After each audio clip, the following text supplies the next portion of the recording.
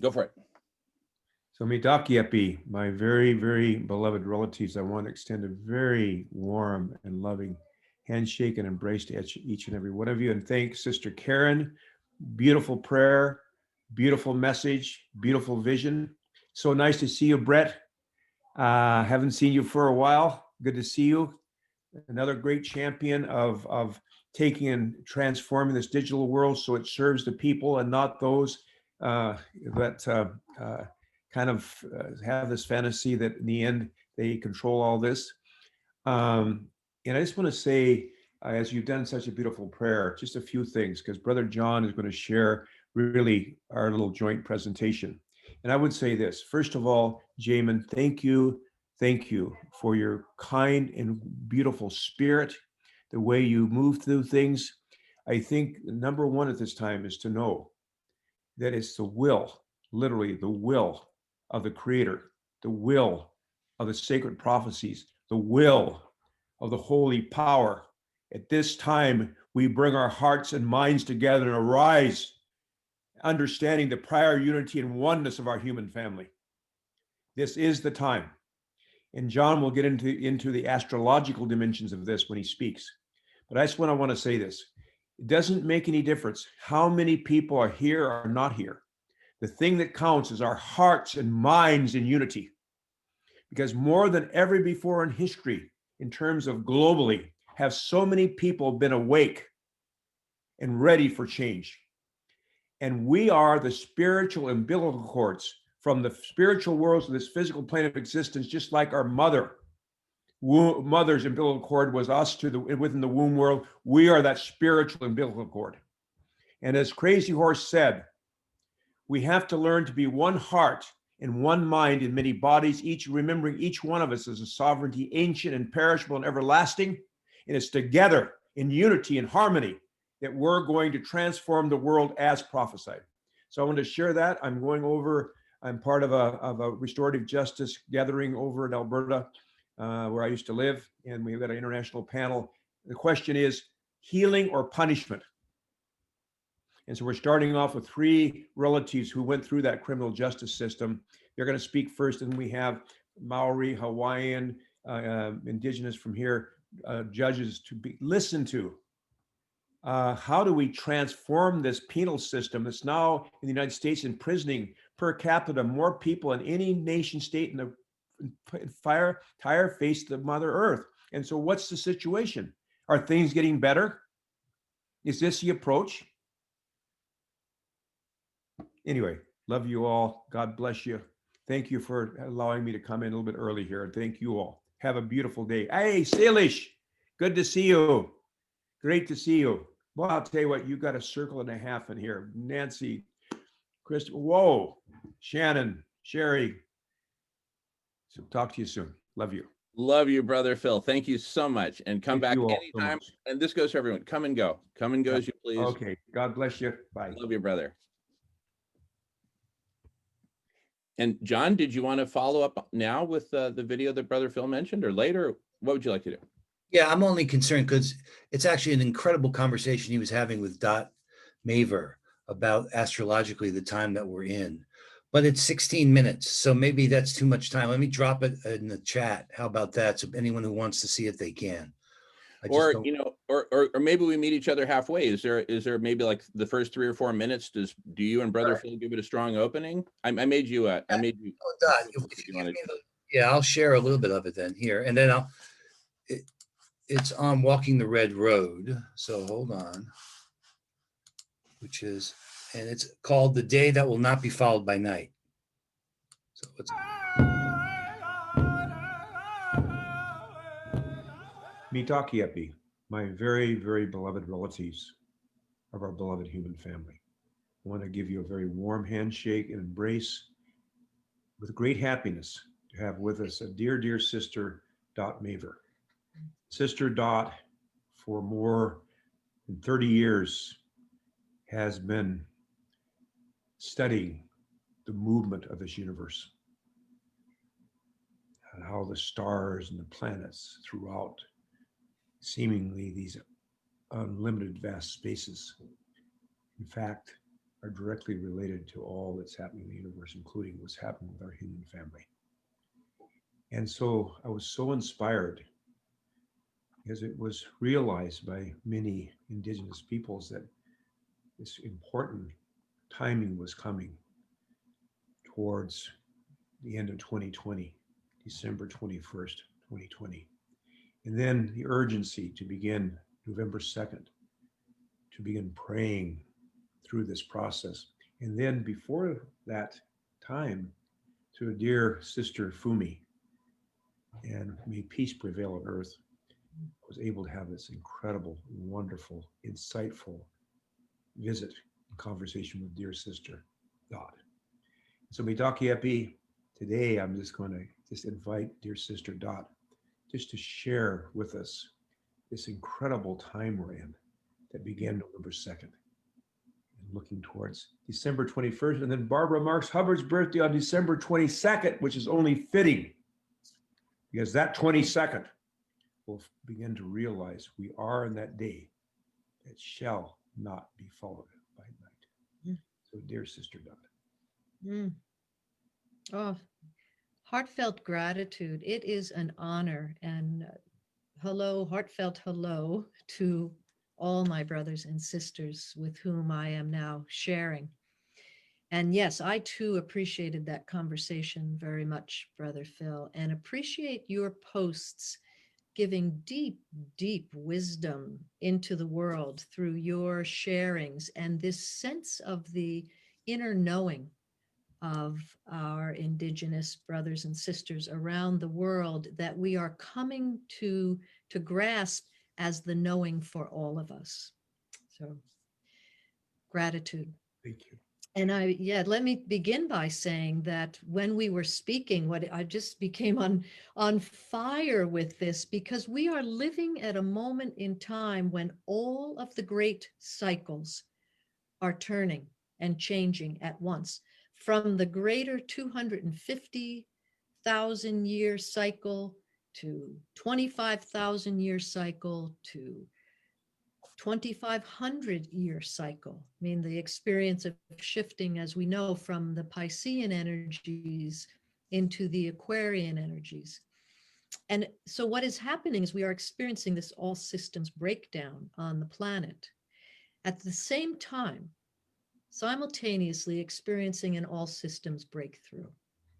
And when we stay identified in the life aspect, in the heart of hearts, the cosmic heart herself, with the mother, the great mother, we then know that this is all part of what is unfolding on this beautiful planet we all call home. So when you mentioned November 2nd, 2020, was the heliocentric conjunction, the exact coming together heliocentrically of Saturn, one of the great planets, and Jupiter, another. And as Saturn and Jupiter come together, representing light and love in the heavens, they come together in Aquarius for the first time in many, many, many years. And in fact, they will be together then 49 days later, and I think of the 49 fires, right? 49 days later on solstice in December, the 21st, they will come together geocentrically, the way we recognize traditionally in astrology, a conjunction in the sky. And it is said that when Saturn and Jupiter came together in Pisces at 0 degrees Pisces, Jesus was born. And when Saturn and Jupiter came together at 0 degrees Taurus, way, way back, it was the Buddha. And we could go back and back to each of these signs, and a great one is born among us. So what does it herald? That in 2020, on December 21st, these two great planets, Saturn, Father Time, the planet that oversees our karma, and Jupiter, that great planet of benevolence and joy and opportunity, come together exactly at 0 degrees Aquarius. And it will happen 4 times over the next period of times. The next one would be 80 years later. Well, the 3 magi, according to the Christian tradition, right, followed the star. Well, I would say they were following the stars. Those 2 in the sky became the Star of Bethlehem. It was so bright. It will happen again in Aquarius on December 21st. And that bright star heralds what? That's the question for us to answer. And I think you answer that actually better than me, Brother Phil. But by whatever name, the coming one, Maitreya, the reappearance of the Christ, by Allah, by whatever name, maybe it's in our hearts. Maybe it's the heart of humanity awakening. Maybe that's what it is this time. But the other piece of this is that the dual origins must come together in fiery equilibrium, or we will never know peace on earth. We cannot continue patriarchal, matriarchal, mostly patriarchal societies and influence. Yes. We must come together. And so you see the mother of the world behind me here. So the great mother comes forth and lifts her veil after all these centuries. It was so painful. Her children were too violent and couldn't get along. She's lifting her veil as we come to the 21st of December, and those dual origins, the male and female, will come into a fiery balance, a fiery equilibrium over these next years and centuries. And that is why we're here right now. We are here. All right. I stopped it there, and I'll put the link in for anyone who wants to see the rest of that. But you could tell Dot Maver from the National Peace Academy, she's a treasure, and her time with Brother Phil there is special. And that's all part of the solstice, this idea of let's do the holidays together. We'll be launching this Global Center of Indigenous Sciences and Ancestral Wisdom, which is Indigenous led, and then moving in this pledge to unite, not fight, for us to converge around MLK weekend, using that to build beloved community. So let me drop the link in there and then get back to where I was supposed to be with Brother Phil. But thank you again, Jamin, and everybody for taking the time to converge and to bring our gifts together. It's through this kind of sharing that I think we're going to find our way from this amazing time. All right, I'll drop the link in there now.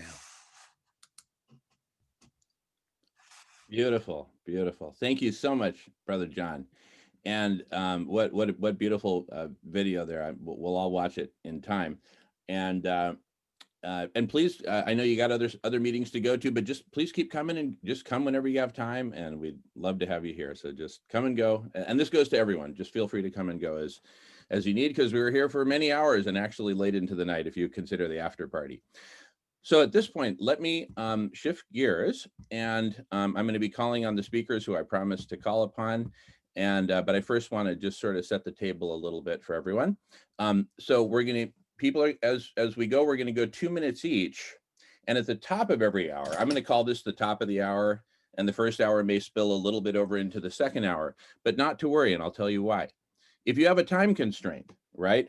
Thank you so much for being here, Lauren and Charlie and everyone who's here from Europe. I know it's late for you all. If you have a time constraint, at the top of the hour, when we do this, our kind of organization, like we're doing right now, just say so. Hey, Jamin, can I, you know, so I'm going to ask people to raise their hands if you want to talk first. In a moment, we'll do that. So we're going to organize at the top of every hour so that it works for everyone. Okay. So no matter what your schedule, we'll make it work. Or if you're flexible, you're like, no, I'll talk later. That's cool too. Much appreciated.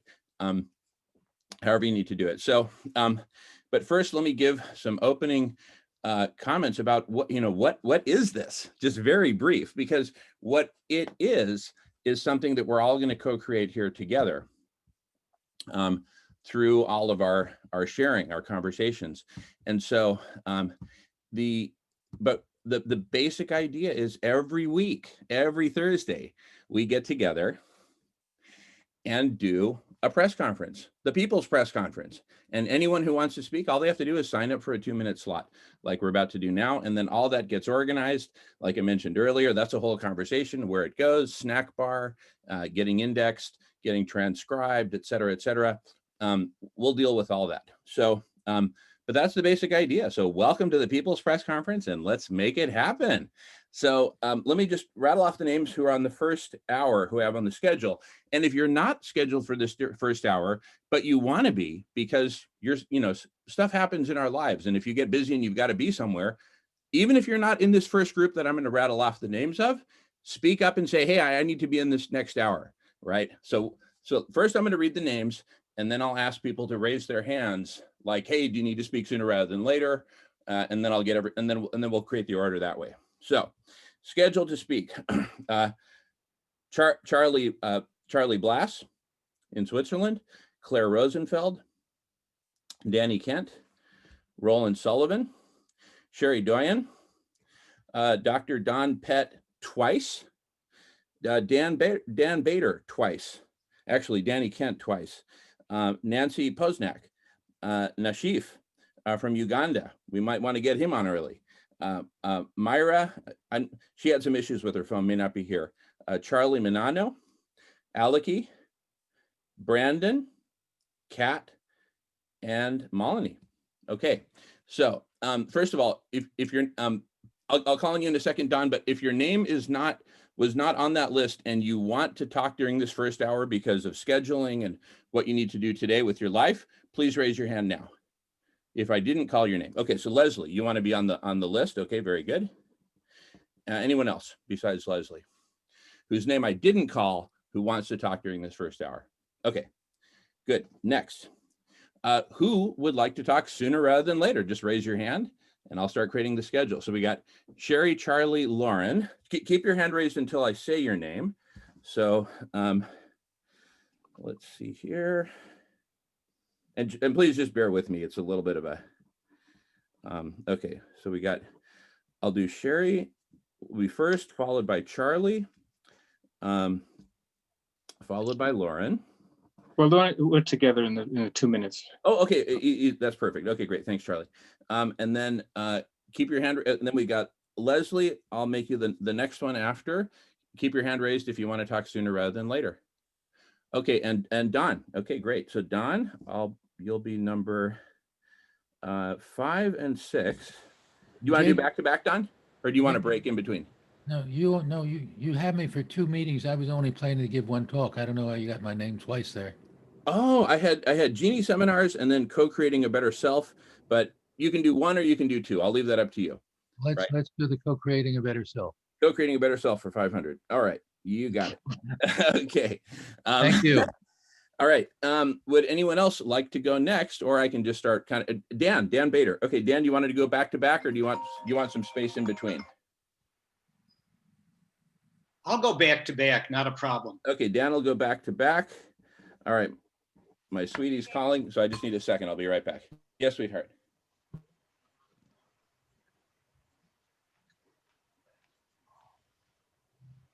Yeah, I'm.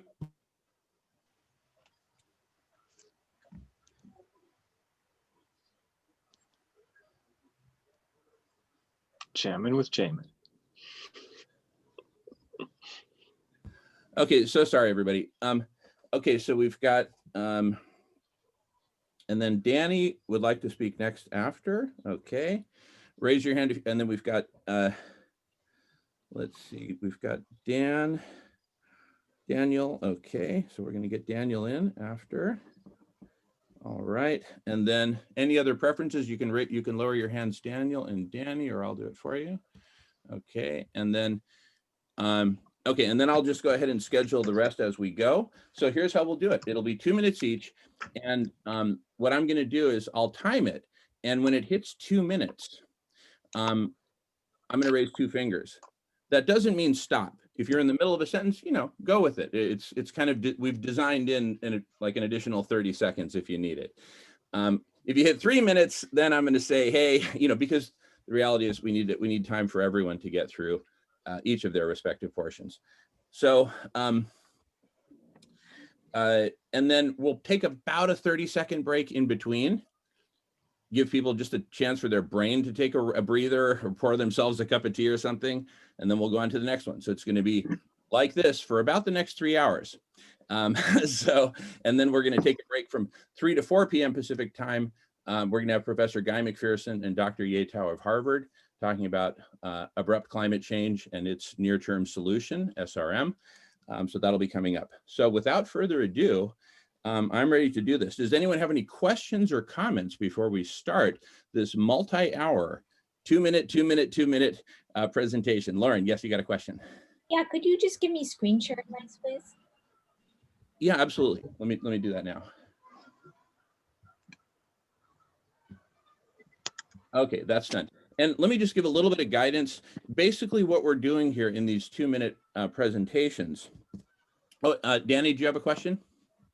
I do. I wanted to be able to share screen, and I can fit both presentations in 2 minutes.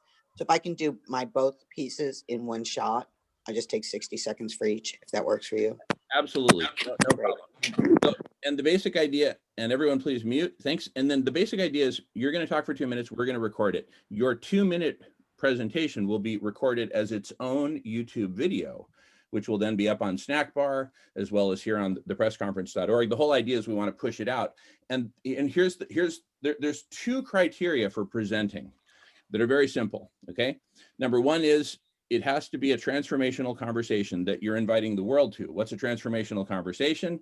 And Sir Roland and I discussed this. It's a great topic, but I put it in very simple terms: saving, healing, and transforming life on earth. If your conversation is fundamentally in line with that, I call it a transformational conversation, and I say, welcome, you're in. The other criterion, that you are at a minimum open to scheduling. You don't have to have it scheduled right now, but that you're at a minimum open to having a recurring open house. Could be once a month, right? But that you're willing to talk with the world and throw the doors open, not necessarily at your house or your Zoom room. You can do it here on theconversation.cc. We'll give you the breakout room space for it. That way it's managed. We provide security. Any problems, we take care of it. No Zoom bombers. And there are creative agreements that we all follow. So this is a great space to have a really safe and fun co-creative open house. So those are the 2 criteria. Any questions on those 2 criteria? Yes, Claire. Oh, it's not on that. It's just at the later time when you're having other discussions on the climate. I'm facilitating another group on ecology, and we're reading Braiding Sweetgrass, so I can't be there. Will it be recorded? Because I would love to hear it. Everything is recorded, and it's super important. So thank you so much for being willing to watch it. Thank you. All right. Any other questions about the process before we jump into it and do it? All right. So here's what I'll do. I'll call. What I'll say is I'll say who the first person. Okay, go ahead, Charlie, and then I'll be right back because I got to take a break. Go ahead, Charlie. You're on.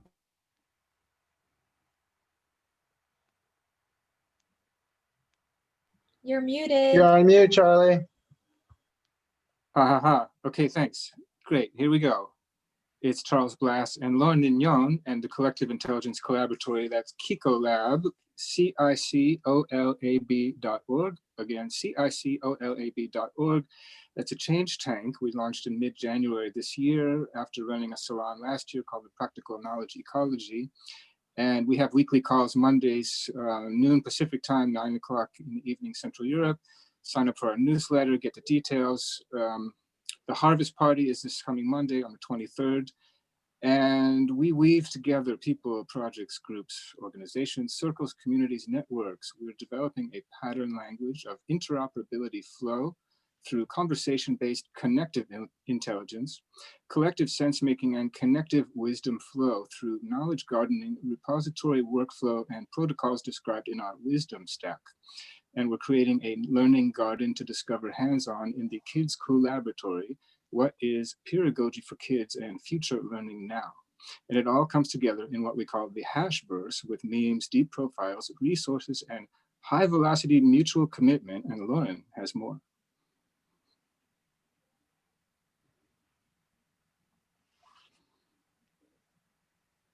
myself. How embarrassing.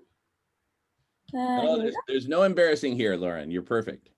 All right, so Kiko Lab, I'm Lauren Nino, that was Charles Glass. So we started out and we were going to save the world. We've narrowed our scope and we're now into saving the world savers. So Kiko Lab, like Charles says, is a change tank for deep visionaries. And this means that it's a community of impact where members amplify each other's projects to make sure that we all succeed in what we want to do. So we have basically three main areas of expertise that we've developed. The first is that we have mapped out what we need for a minimum viable upward spiral of network intelligence. So this is the simplest version we can think of a network that grows exponentially smarter. Number two, our expertise involves designing environment and the tools for emergence and discovery. For example, this is a meme we've created called the brave space because nothing of significance is ever made without courage. Or this group vibometer so that different groups can self-express and people can find the group that is right for them. And the third area in which we focus is innovation diffusion. Good ideas need groups of people willing to try them out. So that's what we think the visionaries are lacking, people trying out their good ideas because good ideas do not sell themselves. So if you'd like to join us, next Monday, we are having a harvest festival. We're harvesting the information and the nuggets of wisdom that we've gathered throughout the last year or two. Thanks a lot. Thanks, Jamin, for putting it together, and great to see all the new friends here. Absolutely. And keep coming back every Thursday. It's going to be a party just like this every Thursday. Alrighty, and I need some help here. Who did I call on first? I feel like I missed somebody at the very first spot. So if you feel like it's your turn to go, please wave or speak up. Otherwise, I'll just keep calling on. Who is next? Is it Sherry? I think Sherry is up next. So Sherry, when you're ready, please have at it.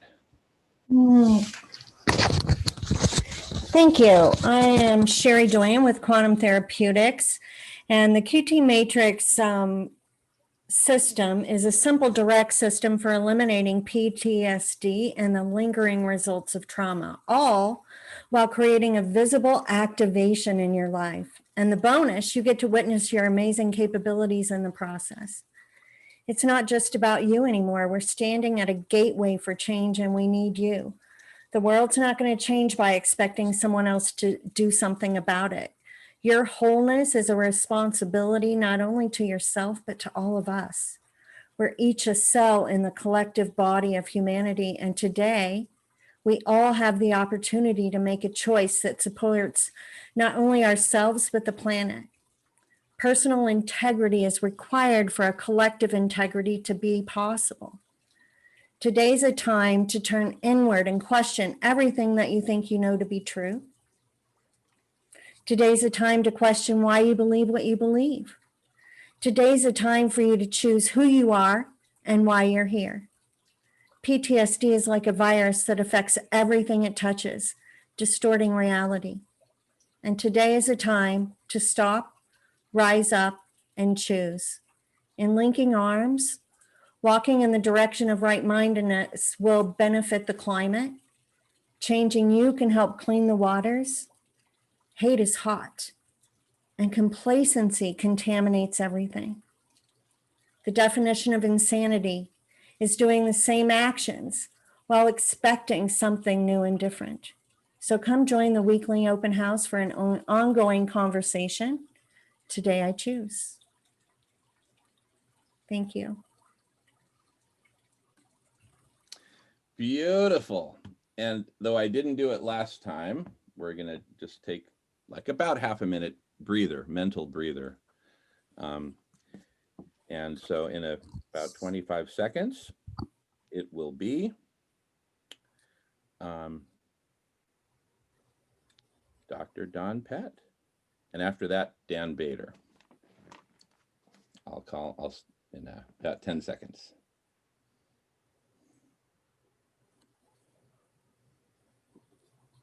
Dr. Don Pett, whenever you're ready. Okay. Hi, everyone. Welcome. I'm so happy to be here and to offer our free program, an educational program, the equivalent of a 3-credit college course that teaches Einstein's solution to create a better world. Have you ever had some concern about the state of the world? Surely you're aware we have a number of problems. My biggest concern is the issue with nuclear weapons, the fact that we have 14,000 of these weapons in silos ready to be unleashed by the push of a button. When Einstein created this formula, he didn't want to share it because he was afraid that exactly what would happen. But when colleagues told him what would happen if Hitler got there first, he wrote the letter to our president, and then you know what happened. But then he told us his most brilliant insight. He said, we can prevent all of this if we teach ourselves a newer way of thinking. So the educational community, a 501c3 nonprofit corporation, offers forever free. We're not interested in money. We're interested, as you are, in the betterment of the world. And we need people who are willing to step up and saying, we can make a difference. One of the things Einstein told us with the E=mc² formula, we have the power to change the world. We can make the world better or we can tear it apart. So we've created the 4 help qualities: happiness, enough, love, and peace.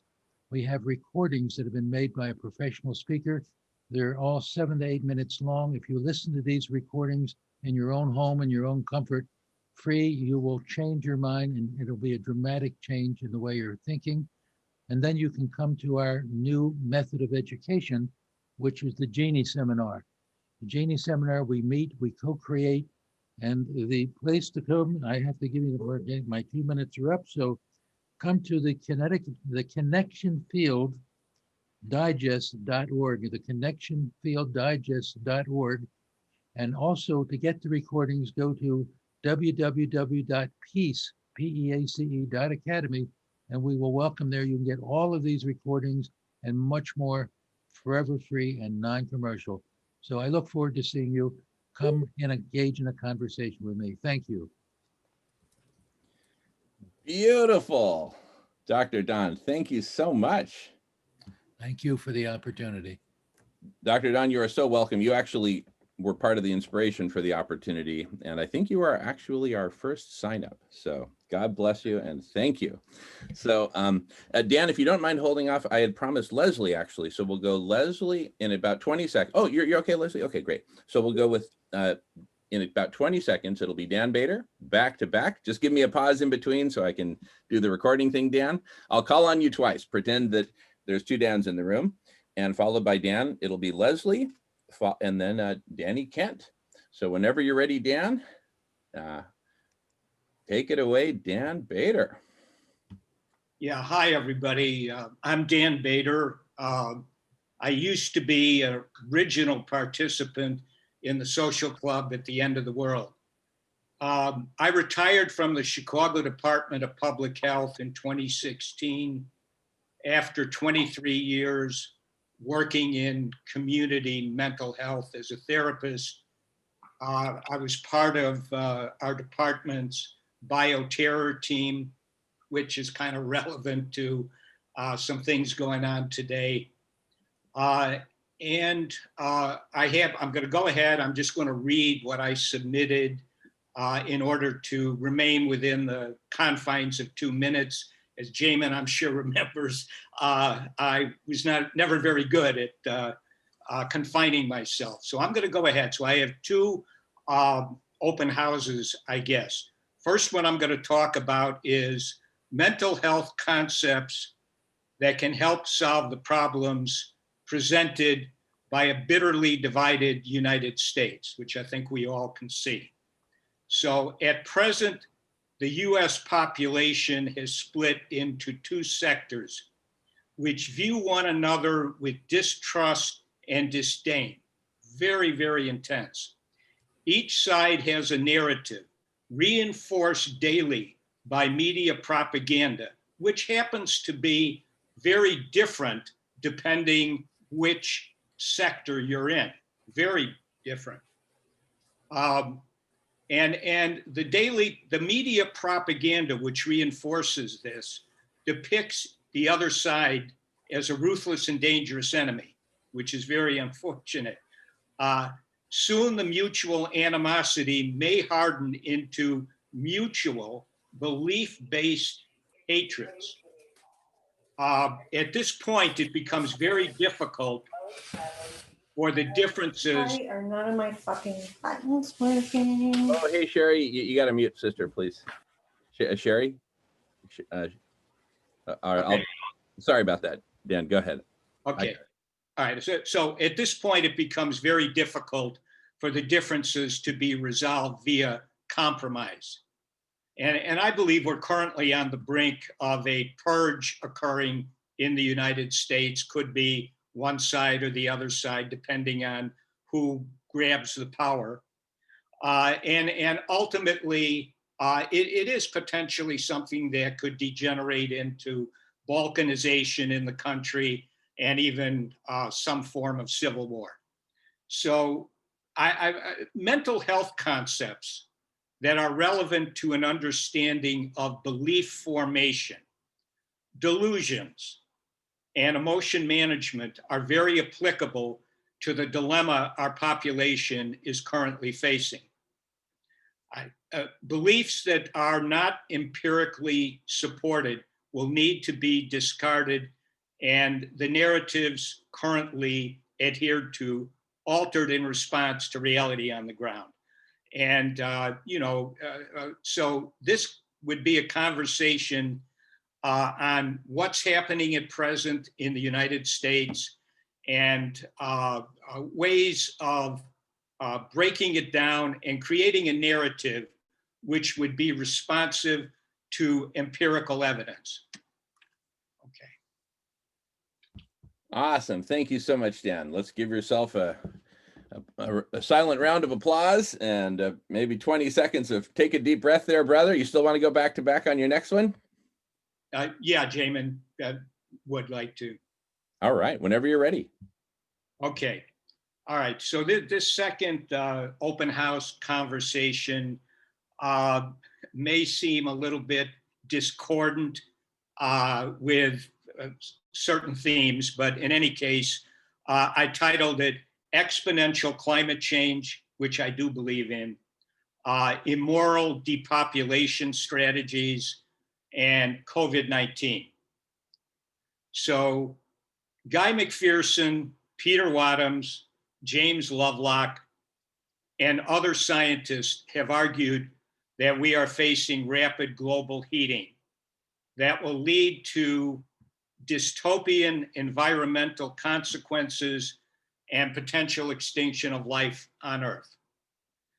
Overpopulation and limited natural resources have contributed to this unfolding dynamic. Many of our elites, such as Bill Gates in America and Klaus Schwab, head of the Davos Group in Europe, recognize these problems.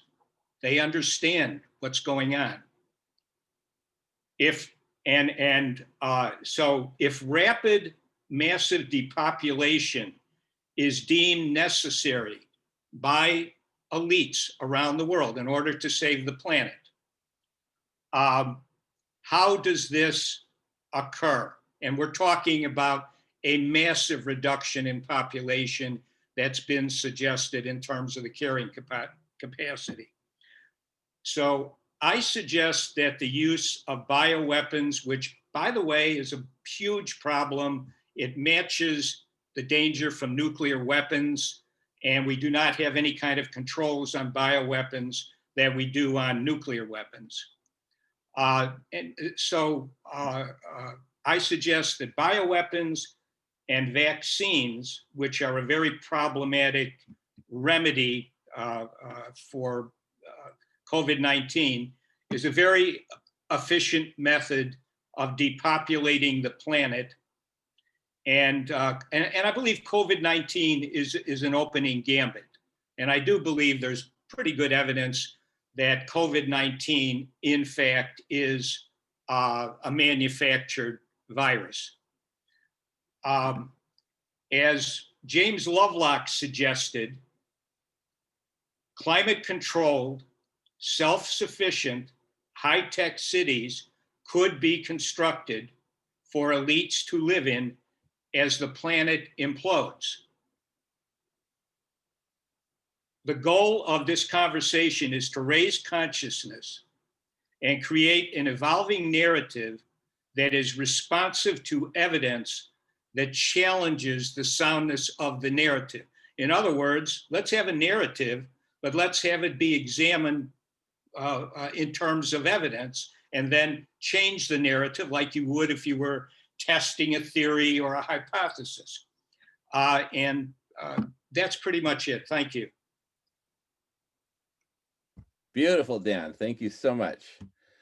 All right, let's take a few seconds of breather, and I'll call on Danny in a moment, but I first wanted to just say a few words about open house. But first, a little mental breather before that. The basics of the idea of the open house is, and I'll just have these little 60-second educational infomercials from time to time, so just bear with me if you feel like you know all this already. But the basics are this. Here you're introducing a conversation, like what Dan just introduced. He's introducing a conversation, and then he's saying, hey, come play with me in the realm of this conversation at a specific open house, which is a recurring Zoom meeting where you're opening up the doors to the world.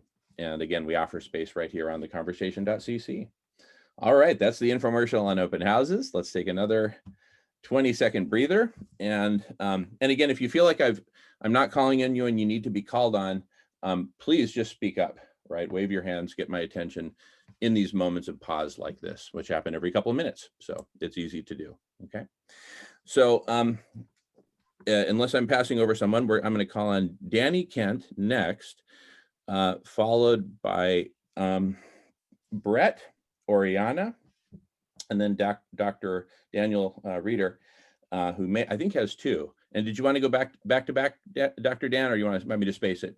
I'll space it. Okay, very good. All right. So Danny, whenever you're ready, please take it away. Hi, everybody. My name is Danny Kent, and I have a couple of things to talk about today. I'm going to do a little screen sharing real quick and take myself off video.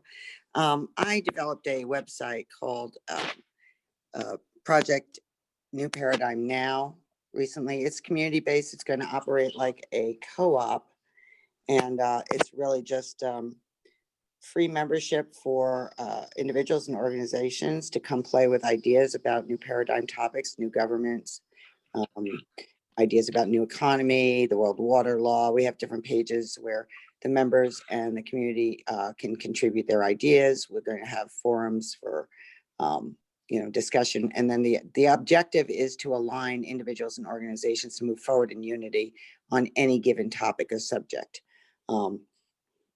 So that's just a little screenshot of what we're all about. I would encourage people to just go have a look at it. One of the other things is we do different meetings, have different events. So here's one that we're currently on, just a 12-week program, which was a gift of a participant named Deborah Emanuel. So different things like that will be going. It's brand new. It's just been up for a couple of weeks, so it's still evolving. I don't know what it's going to look like going down the road because it's going to be member driven. So that's one there.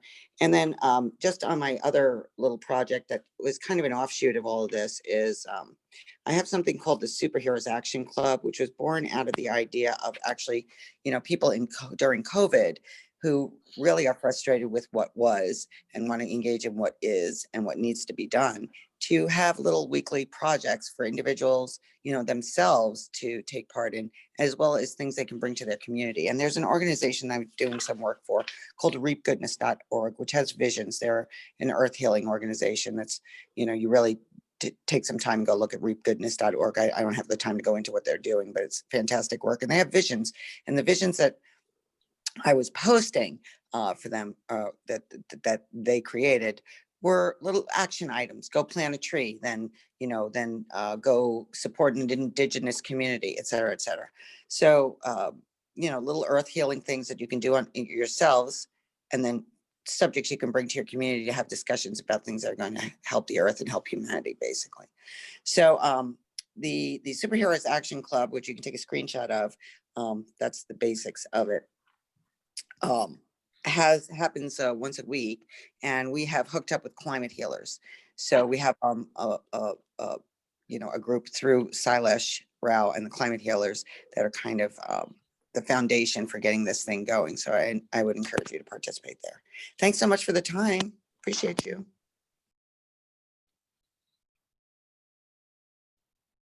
Danny, sister, thank you so much. That was awesome.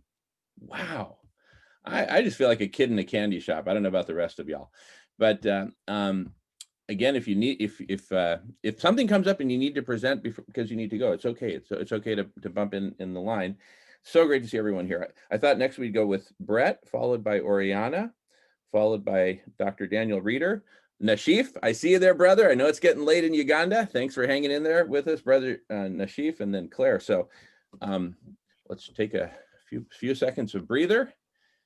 And Brett, if you're ready, whenever you're ready.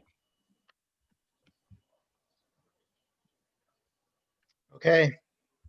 Thank you, Jamin.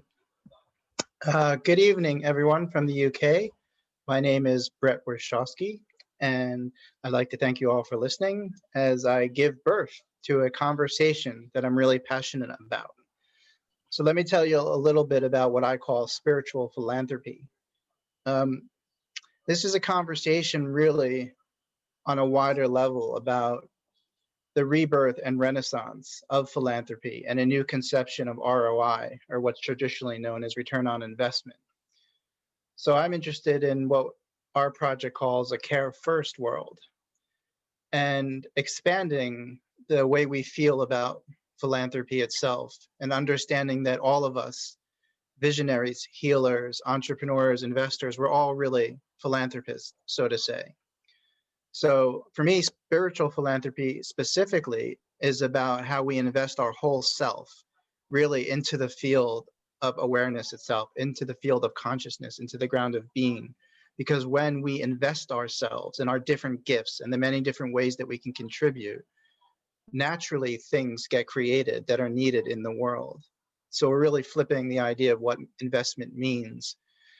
And on a bigger scale, we're talking about going from a return on investment to what I call a realization of the I, a realization of intention, a realization of imagination, because we want to realize ourselves. We want to self-realize, self-transcend even. And that's why we give and why we contribute and why we co-create. So in a bigger picture, spiritual philanthropy, or rebirthing philanthropy itself, is about going beyond transactional consciousness, beyond capitalism, and creating a paradigm of gift giving and co-creation. So if anyone would like to join me in a conversation really about new economics, new ways of sharing resources, and all the topics that might fit under that category, you're welcome to join me for the open house on spiritual philanthropy again, which is more of a rebirth and renaissance for philanthropy itself. Thank you. Awesome, Brett. And I know we're going to hear from you like 3 other times today, so we'll work out the timing on that. And don't be bashful. If you want to kind of go back to back, I know it's getting late there. Up to you, Brett. I'll let you just let me know. And up next, we've got Oriana. So let's take a few seconds of breather, which I know Oriana will support. And breathing, always a good idea. But what I have people do is listen inward, where you just take a moment, notice the sound in your environment, and now notice a sound you hadn't heard before, something you've been screening out. And now listen inward to the capillaries across your eardrums, pulsing the beat of your heart. It takes a moment before you hear the sound, but notice that your mind just went quiet. Listen inward feeling that pulse. And I welcome you to my offering of the time crystal vessel. Vessel being defined as transport, as an ocean-going vessel, carafe, a container, as a vase, or a vessel can be a vein, a capillary, a blood vessel. And I use it as all three. That container that pulses aliveness within the heart of one. Where the whole world is one heart coming alive, coming awake. What do we do to bring it even more so that we begin to feel its aliveness and feel its pulse? That is a entelechy of evolution, entelechy being that an acorn has the entelechy to be an oak tree. Encoded within us is this amazing what we are meant to be. And we know we're supposed to be loving, caring, kind, compassionate as a society. We know that. That's encoded. And we're coming back into that encoding, aligning, attuning with it, and bringing the whole world in that alignment with us as the vessel, the container, the tuning fork, and the vessel, the voyaging into the temporal dimension in which we share the same moment in time. Even as we are around the world, holding the whole world, wanting so much to bring the whole world home. So Time Crystal Vessel is Sunday mornings, 8 a.m. Pacific time to 10 a.m. And we do a healing modality journey deeper inward where I show you how to find and follow your sensations internally.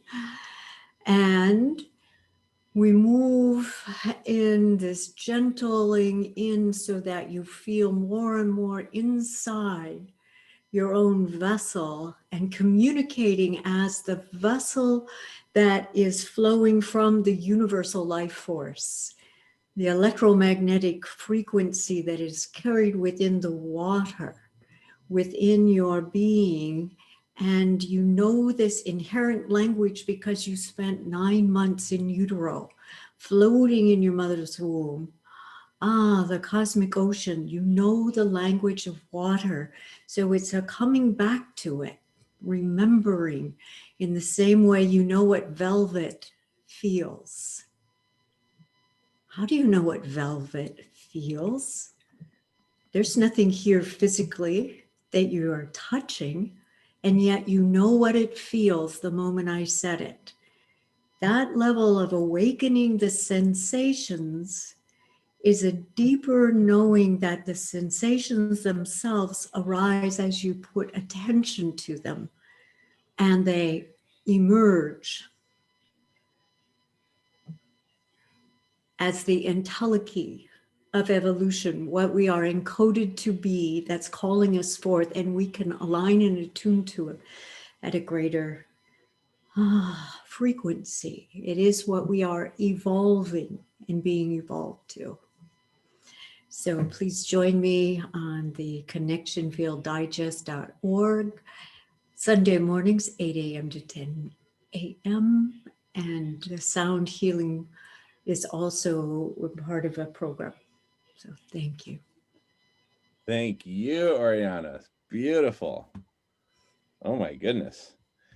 Wow.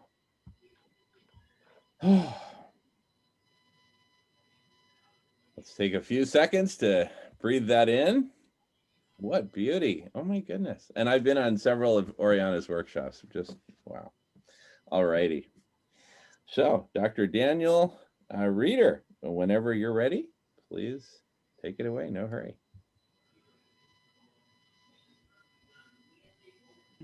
Hi, I just want to thank everybody for coming here and for this great experiment. It looks so far very successful.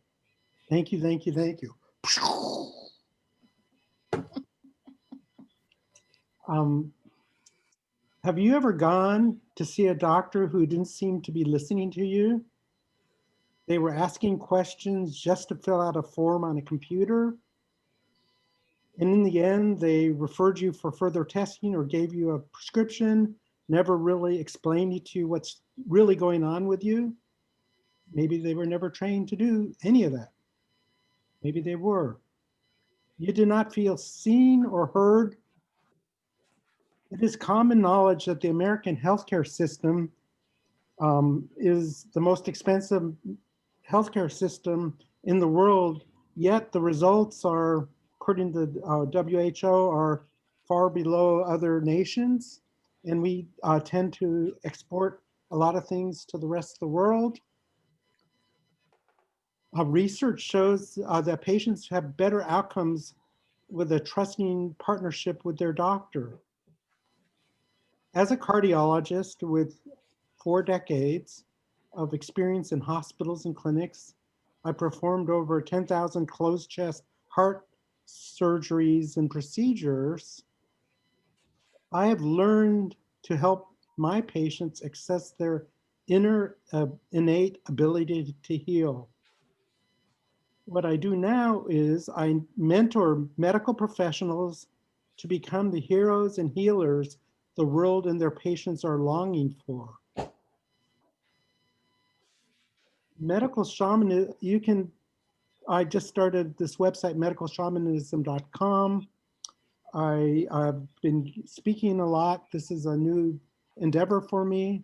And I invite you into anybody interested in trying to solve the healthcare problem in the world, rather than just trying to budget it and finding and balance the books and kind of looking behind that.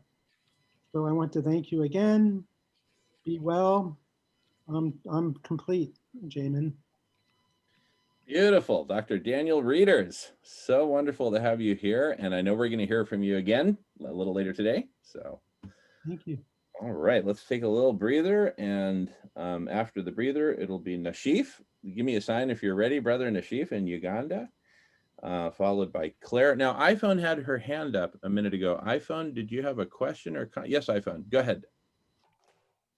iPhone, you had your hand up. Anyway, iPhone, just chime in when you need to. So Nashif, followed by Claire, followed by Leslie, is what I'm feeling.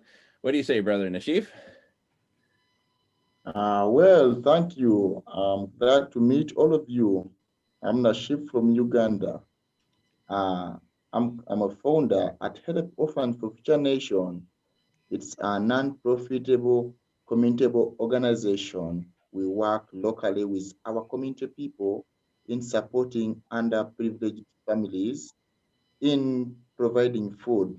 We are having aim of feeding the nation through supporting them. Currently, I'm working on a small project which is called Hoima Food Forest for Abundance. We are trying to feed the community, and we not only feed them, but we are trying to train them on how to grow their own food through organic farming and permaculture. And through these projects, we have multiple things whereby I'll have to talk a few of them. And as we continue to be in touch, when you come and join me, we shall go further and we discuss more. Because currently we have organic farming whereby we grow food to secure food security. We do promote seed saving in communities. We have the issue of ecological corridors and wildlife protection. We have regenerative agriculture and indigenous tree plant species growing through nursery bed raising. We have even a system of rainwater harvesting, gray water recycling.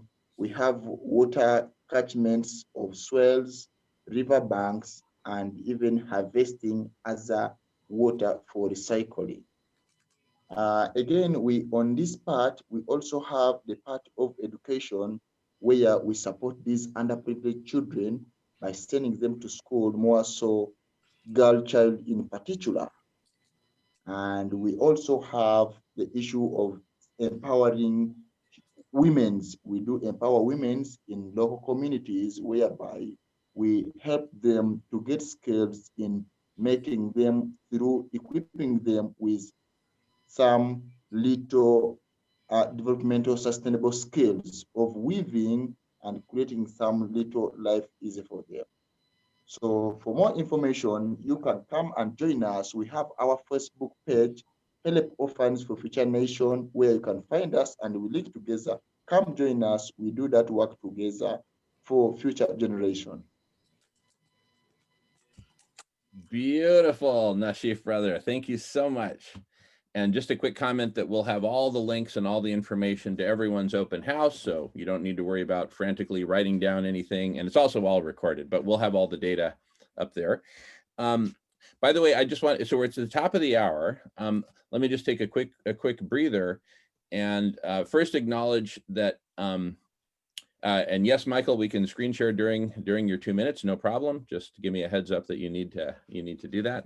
And I just want to acknowledge we're a little behind schedule, and that's okay because we're going to honor and respect those who need to go sooner rather than later. Like I know Antoinette and Pato have 4 2-minute presentations to get through before the next top of the hour. So we're gonna prioritize Antoinette and Pato, likewise Brett, for whom it's getting late out there as well.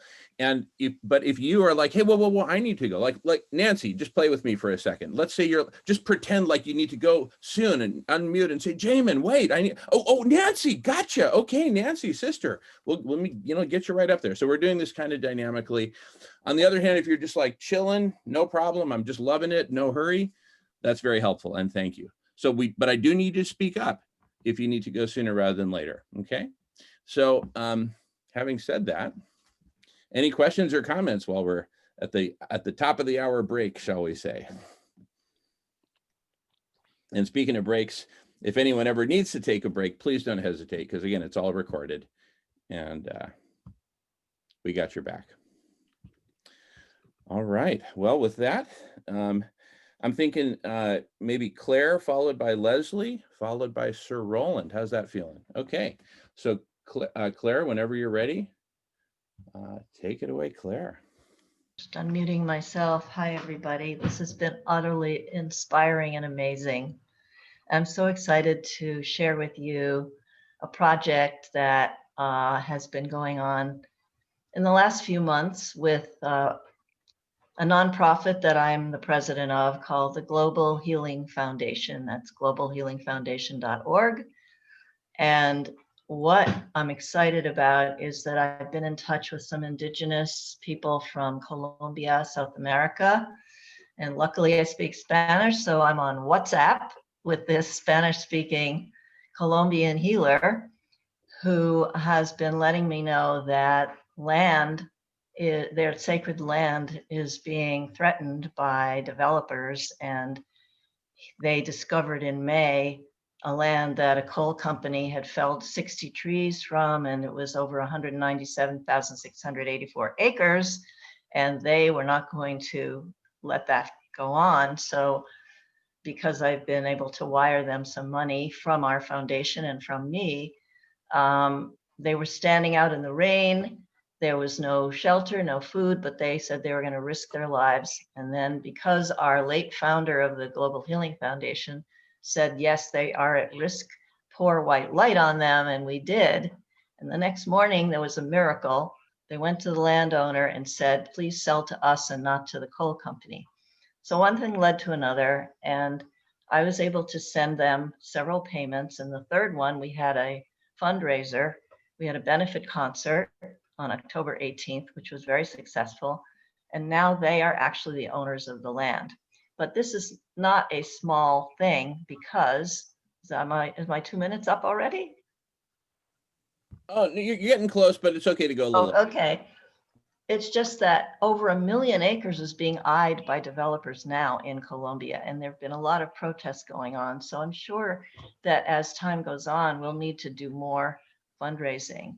And the other thing is that I have, since 2004, and I've reprinted, and I am reprinting again, this book is called The Call of Mother Earth, how a being of light draws forth humanity's response. And I'm so excited to realize that these people in Colombia are responding to Mother Earth's call, as are all of us. So I feel like I'm in the right place right now. And I have a lot of books which I would really like to be more publicized, and I don't know how to do it. But this is a verse narrative, all in dialogue, and it could be acted out by children. So if anyone has an idea of how to do that, I'm in process of reprinting this book. So I'm so glad to be here, and I'm very inspired by all of you. Well, right back at you, Claire sister. We're inspired by you. And I'm going to handle a question, and then I'm going to do a 30-second infomercial. The question's coming from iPhone. iPhone, can you, yeah, go ahead and speak, iPhone. You had your hand up. I don't know if iPhone can hear me. Anyway, if anybody knows iPhone, please send them a text. Tell them we're waiting. Okay, so who's ready for an infomercial? This is when everyone's supposed to like jump up and down. Woo, yeah, infomercial. Okay, great, here goes. Infomercial. So this infomercial, I'm going to use Claire as an example since she just spoke. Don't you just want to talk to Claire right now and say, hey, Claire, this, hey, Claire, that, hey, blah, blah, blah, blah. Number one, you can do it at the after party. So stick around, but you're not going to want to miss the after party. That's where you actually get to talk to all these people. But then beyond that, what Claire just said in 2.5 minutes or whatever is getting saved as a YouTube video that will be up on Snack Bar, on the Snack Bar menu, right? And on the menu will be what I call the usual suspect major topic categories. You got your climate change, you got your Amazon and rainforests. That's where you're going to find Claire's 2.5 minute video. It's called Snack Bar because you get to snack on these 2-minute videos and say, wow, now I really want to talk to Claire. Then guess what? There will be a big button right there that says talk to Claire, right? And it'll wake her up in the middle of the night. Just kidding. But what it does is when you click on that button, what's going to happen is Claire's next scheduled open house goes on your calendar. And you just show up and you'll be talking with Claire face to face with no time constraints. You don't have to stick around for 12 hours until the after party. No, you're there on her open house. There might be, 5 or 10 people there and you get to hang out. Isn't that beautiful? Click a button and you get to talk to them. Not necessarily right now, and then one of the expansions of that, here's the expanded infomercial, is once we get better plugged in terms of systems and algorithms and all that, if Claire happens to be available now, she might be hanging out in somebody else's open house, drinking tea, getting bored. And if she puts her green light on and says, hey, I'm open to talk to anyone, click the button and boom, you're talking with Claire now, not 3 days from now.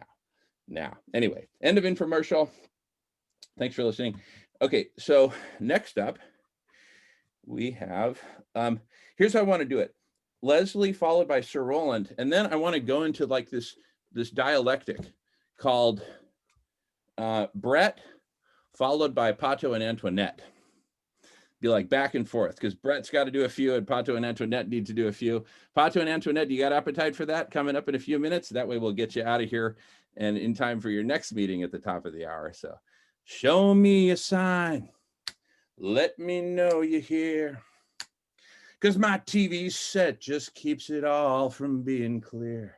So you're saying we go back and forth, Jamin? Me and Antoinette? Yeah, exactly. Do 2 minutes each. That way, because I just want to make sure we get through you guys so you don't. So unless you want to hang out later, Brett, I don't have to hurry you through, but we need to get Pato and Annette out the door at the top of the hour because they got another meeting to get to. I'm not sure, but I think the back and forth is good. So we're not just talking the whole time, but we can just kind of. Exactly. So we'll just give it a try. We're just playing here. That's cool. All right. So Leslie, if you're ready to go, and I'll wait to hear back from Antoinette and Pato. Leslie, whenever you're ready. Okay, well, hello, my friends, my fellow humans. Woo! I am so happy to be here.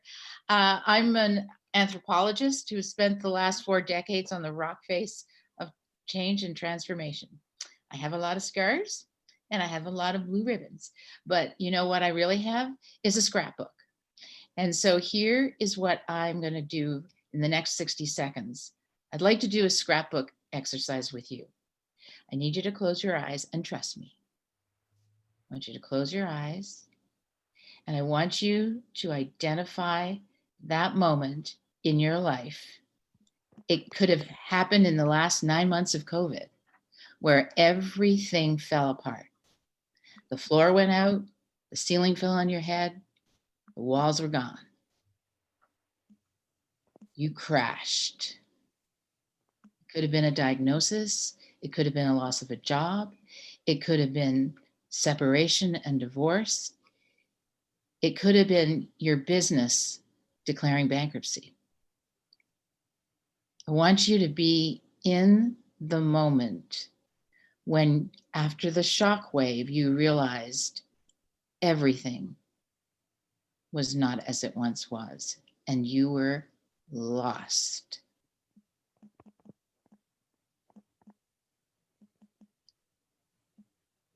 Feel the fear, feel the anger, feel all of the emotions that that would have brought.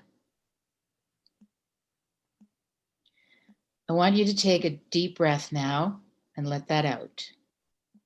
Just let it out. I want you to now think of that moment when you realized that you were in the flight of the phoenix, that your wings had grown, that your purpose was clear, that you were in community with those who could lift you and you could lift them, that you knew that you were in a direction that would fuel you and those you love. Feel that emotion, feel that moment, and feel that joy. That snapbook is called Humanity Rising. It's when we realize that we are rising, not just in this time of COVID, but in the epoch change from one fundamental part of civilization to an yet to be uncovered amazing future that is called us, our civilization, our 7 billion strong. I'm calling all of you filmmakers, designers, storytellers, humans who want to be a part of Humanity Rising documentary. Humanity Rising is a global summit. It meets every day for an hour and a half around the globe. And it is the catalyst for shifting our civilization from where we are to where we're heading. And the heading is now. I want to call you to humanityrising.solutions, where you can sign up to be part of those conversations, those presentations about everything from economy to politics, from socialization to inner journeying. It is a potpourri for all of us people who are in that change around the world to gather and to be one. We're making a documentary about that story. How are we as humans rising? Come to me at a conversation that will be posted on our open house to come and co-create this documentary, which will be amazing because you're going to be in it. Okay, I'm out. Beautiful, Leslie. Thank you so much, Leslie, sister. All righty. And Antoinette and Pato, I mentioned a couple of minutes ago, I know you guys have a hard stop at the top of the hour, like 43 minutes from now. So I was going to propose kind of a radical solution to that is you go do one of your 4 presentations, then Brett will do one of his, and then back to you. And I might mix it up with others depending on Brett's urgency or lack thereof. But are you ready to do one of your 4, Antoinette and Pato? Yeah, we can do that. All right, whenever you're ready, no hurry. Back and forth. All right. All right. So, Clock starts now. all right. We got 2 minutes. Yeah, and it's okay to go a little over. We're not rushing anyone. All right. I just wanted to know, is it because we got 4 of them to do, right? No, he says we're going to go back and forth, back and forth. So Yeah, but us two. And I then was them. wondering if we could do 2 now that I'm involved in, because I'm just about to counsel somebody who's just been told they only have a few weeks left to live. So I've got to help him with his transitional journey. All right. So do whatever all right, you need to do. But then I still have to go to my other Zoom. that's too. right. Yeah. So here we go. We're going to do 2 back to back. So the first one is Martin Luther King, honoring Martin Luther King, which is coming up on January the 18th, I believe. And we are involved in creating 2 performances, live performances, which will be free of charge. One will be in Lake Elsinore, where we live, and the second one will be in Portland, Oregon. And the third will be live on Zoom with sister cities across the country. With sister cities, where we will be dedicating live concerts, free live concerts to the public. Also there will be healing concerts to bring people together of different political and religious genres and racial divides together to heal from all of the turmoil we've been going through. We'll be educating them with leaflets and pamphlets and stickers. We'll be doing food drives for families who are struggling, and homeless drives for tents and blankets for the homeless. And following Martin Luther King Day, which is also a day of service, is the 40 days of peace. So we'll be actively promoting peace for 40 days and encouraging everybody in our circle of influence to influence their circle of influences to promote peace for 40 days. So that's number one. Yeah. Good, yeah. Number two is spiritual studies, coming together to study spiritual teachings, to encourage each other to become our higher selves. There's something I read the other day where Jesus said, "Know ye not that ye are gods?"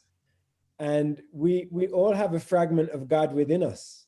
We're all children of God, and in reality, we are all gods. We're not God, but we are representative of God's divine spirit and God's essence, and we can really and truly rise to the occasion if we choose to be in harmony with God's teachings, with God, obedient to God's laws, live in harmony with nature, with our mother spirit, live in harmony with the universe and with humanity. We can rise up to be our higher selves right now. We don't have to wait. We can do that right now.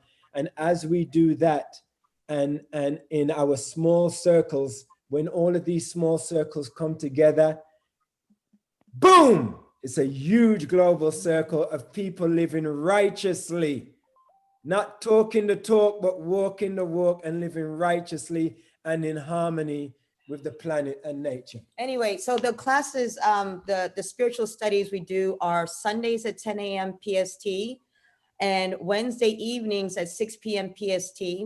And on Tuesdays, 12 p.m. PST, and this is for children from from 5 years old up until 14 years old. And that was actually created by a 13-year-old who found Pato online through his music. He loved the music and he loved the lyrics and he wanted to know more about God.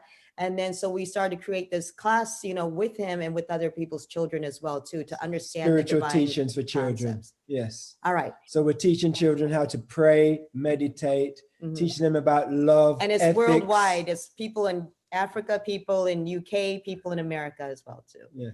All right. That's our 4 minutes. All right. Beautiful, Antoinette and Pato. Just beautiful. All righty. So for those who've just recently arrived, we're running a little behind schedule. Apparently 2 minutes per speaker with a minute break in between wasn't quite realistic. And that's okay. We're learning. This is a learning experience. By the way, Antoinette and Pato, you two were right on time. You actually didn't go a second over for you two. So I'm not talking about you. I won't name names, but it's okay. It's all okay, because guess what? If you need to go soon, like Pato needs to attend to basically an emergency. That's why he just did 2 back to back. Antoinette, as soon as you need to go, sister, whether it's the next 2, you say the word. Okay, I'm gonna look to you. Otherwise, I'll give you a break. Yeah. Okay. So let's get. I was thinking maybe Sir Roland, if you're ready, you could talk for 2, and then Antoinette and Pato, if you're ready for again. Okay, go for it, Sir Roland. Whenever you're ready. Followed by. I'm ready. I'm from the Asia OD Network. We are the trained professionals of change making. The world is in a great transformation surrounded by exponential change. In sum, we are the educated and published and experienced people to help the world through these exciting times. My conversation is organization development and whole system transformation. We will follow the dialogue modality by the famed Warren Bennis from the Massachusetts Institute of Technology and the University of Southern California. His simple method is, what's up? So what? What's next? And our mission is simply, Jamin, to save and heal the earth. Our purpose is to have a dialogue engaging all present. And Kathy Dannemiller, my mentor, the most powerful woman who's ever lived in change making, in 1979, made the word purpose key. And our goal is to reverse climate change. Links, Google Rollins Sullivan blog. That's the only place you can communicate with me. I'm too busy. And the second link is Google Asia OD Network website. And we are going to have an open house once a month, and there'll be a 15-minute presentation and then participant dialogue, not discussion. Open house is 8 p.m. Central Time every Tuesday. Namaste, Muhammad, Yahweh, Waheguru, Confucius, cheerio. They're rolling beautiful. Thank you, brother. All right, let's take a few deep breaths for 10, 20 seconds. And Antoinette and Pato, did you want to go again next? Yeah, I'm going to prioritize y'all. So whenever you're ready, no hurry, take it away. All right. So the Pato's going to be dropping the links to all of the sites and the groups and the pages. But the other couple options that we also offer is that on Mondays is Learn to Lobby 101. And from what I can't see. There we are. Let's talk. Yeah, and from what I understand, with a lot of people that have these issues that's going on, especially when we're talking about the environment, we're talking about animal rights, we're talking about human rights, we're talking about all these different issues, but a lot of people don't really understand that the power really belongs to the people, you know, and I think a lot of people didn't actually really know and understand that as much as we want things to change, that we have to really work within the system. And we didn't actually know that we can work within the system. Everyday people can actually learn how to lobby. We can learn how to sit there and get our 2 minutes up in city council, in the House of Representatives, through our state, local legislator, and even on the national legislator if we actually collectively come together. So even all these people sitting here on this panel and all the people who are viewing and watching, if you'd like to learn to lobby, this is a free class that we offer every Monday from experienced women who are lobbyists who have gotten bills passed. They can walk you and show you step by step, handhold you through the entire process. You know, learning how to know how to talk to people, how to get your bills, how to support the bills, how to sit there in like the climate change, all the things that we're discussing. It's like we can't just go out there and just yell at them out in front of the Capitol. We need to take it inside of the Capitol and sit there and have our voices really heard, because they work for us. These politicians work for us and they need to start doing their job. But, you know, but we got to sit there and put the pressure on them. So that's our Monday thing. And I'll be dropping the link to that. And the other thing is the bridging the gap already. So Summer, she's not here. I don't see her, but that's John's wife. Bridging the divide. We call it bridging the divide anyway. But the whole point of that is that Summer and I were having a conversation, especially after the riots, you know, with George Floyd. And it's like, it's really, you know, we've been going and talking about social justice for decades. My entire life, my parents' life, my grandparents' life. And there's been so much of like not much of change, But when we realize it's not just the change in systematic racism, the reason why we have these things is that we're dealing with unconscious bias. We're dealing with attitudes and preconceived notions that people have regarding other people's races, you know, between Black and white. So once a month, we do this conversation between Black women and white women, but it's for everybody because it's streamed live through the Sign Network, and we participate in these honest and open conversations. No shaming, no guilting, just kind of understanding what unconscious bias and how it affects all of us and how we're living with this. And that can change a lot because that will change how people vote. That will change how people treat each other. That will bring more peace, love, and unity when you get to know and understand different people. You know, it kind of brings the people once again together. So we're going to drop the links in there, and everybody is welcome to join and participate. I'm also going to leave the links too for my Coexist and my Daughters of the Divine Mother page. So everything that you have regarding the feminine divine, please share with the other women within my groups and my circles. Anything that you have interfaith wise, please share. I'll be glad to showcase anything that you guys want to talk about or share with your communities. One love, you guys. I just want to say thank you, everyone, for your contributions. We're tuning in. All day we'll be tuning in. So, and I'll be at the after it's party. been amazing so far. Thank you, everyone. Beautiful. Antoinette and Pato, thank you both so much. Thank you for making it amazing. All of us together are making this amazing. Wow. Love you both so much. And blessings with all that you got going on. We'll be praying for you. And just come and go as you need. And for those who've just joined, a warm welcome. We're doing 2 minute. And we're a little behind schedule. So here's what we're doing to balance it out. If you need to go sooner rather than later, like Wouter's out there in the Netherlands and it's getting late there, Wouter. Now, Wouter sometimes stays up late, but that's his choice. So bottom line, if you need to go sooner rather than later, if you need to present sooner rather than later, just wave at me at moments like this, okay? And I'll get you in the queue. All right, Aleki, great example. So how about this? Aleki can go next and then followed by Brett, and Brett will work through yours as quick as you need. Is that fair? All right, and I don't know if I'm saying your name right. So, Malini, oh my goodness, it's getting so late there. What am I thinking? I am so sorry. Can we do Malini next, followed by Aleki? Because Malini's way out in Mumbai. I'm so sorry. Oh goodness. Is that cool, Aleki? All right, Malini, then Aleki, and then we'll do Brett. Okay, so Malini, you got to unmute, and whenever you're ready, Malini, please. Jamin, I could go after Aleki and Brett. Another 10 minutes won't kill me.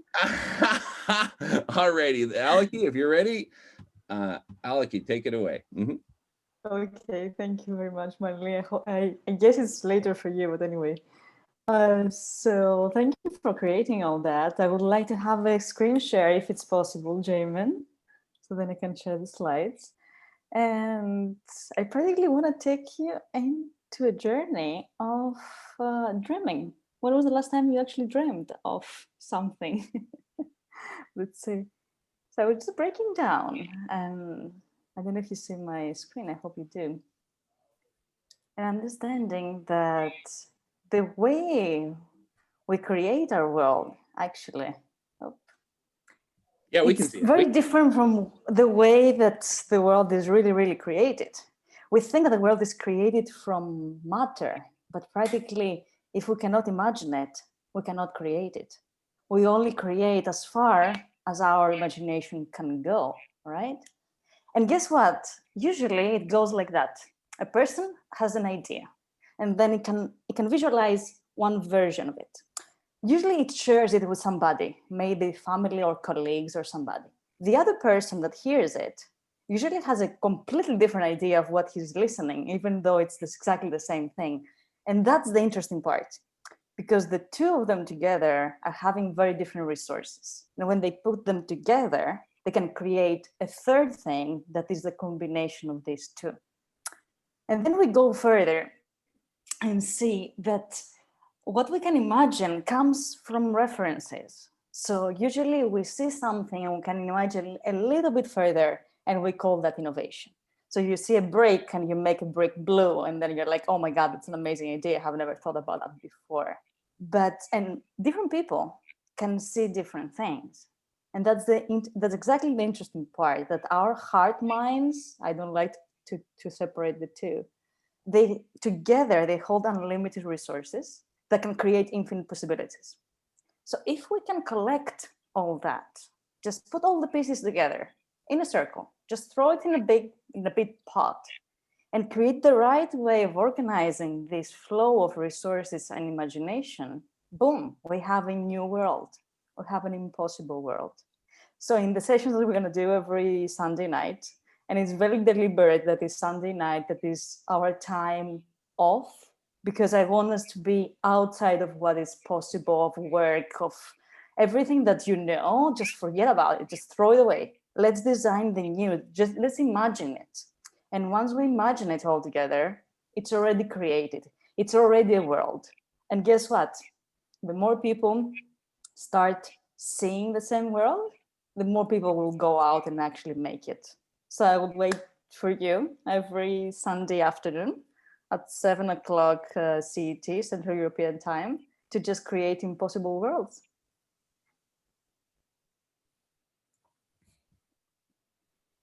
Wow. Aleki, thank you so much.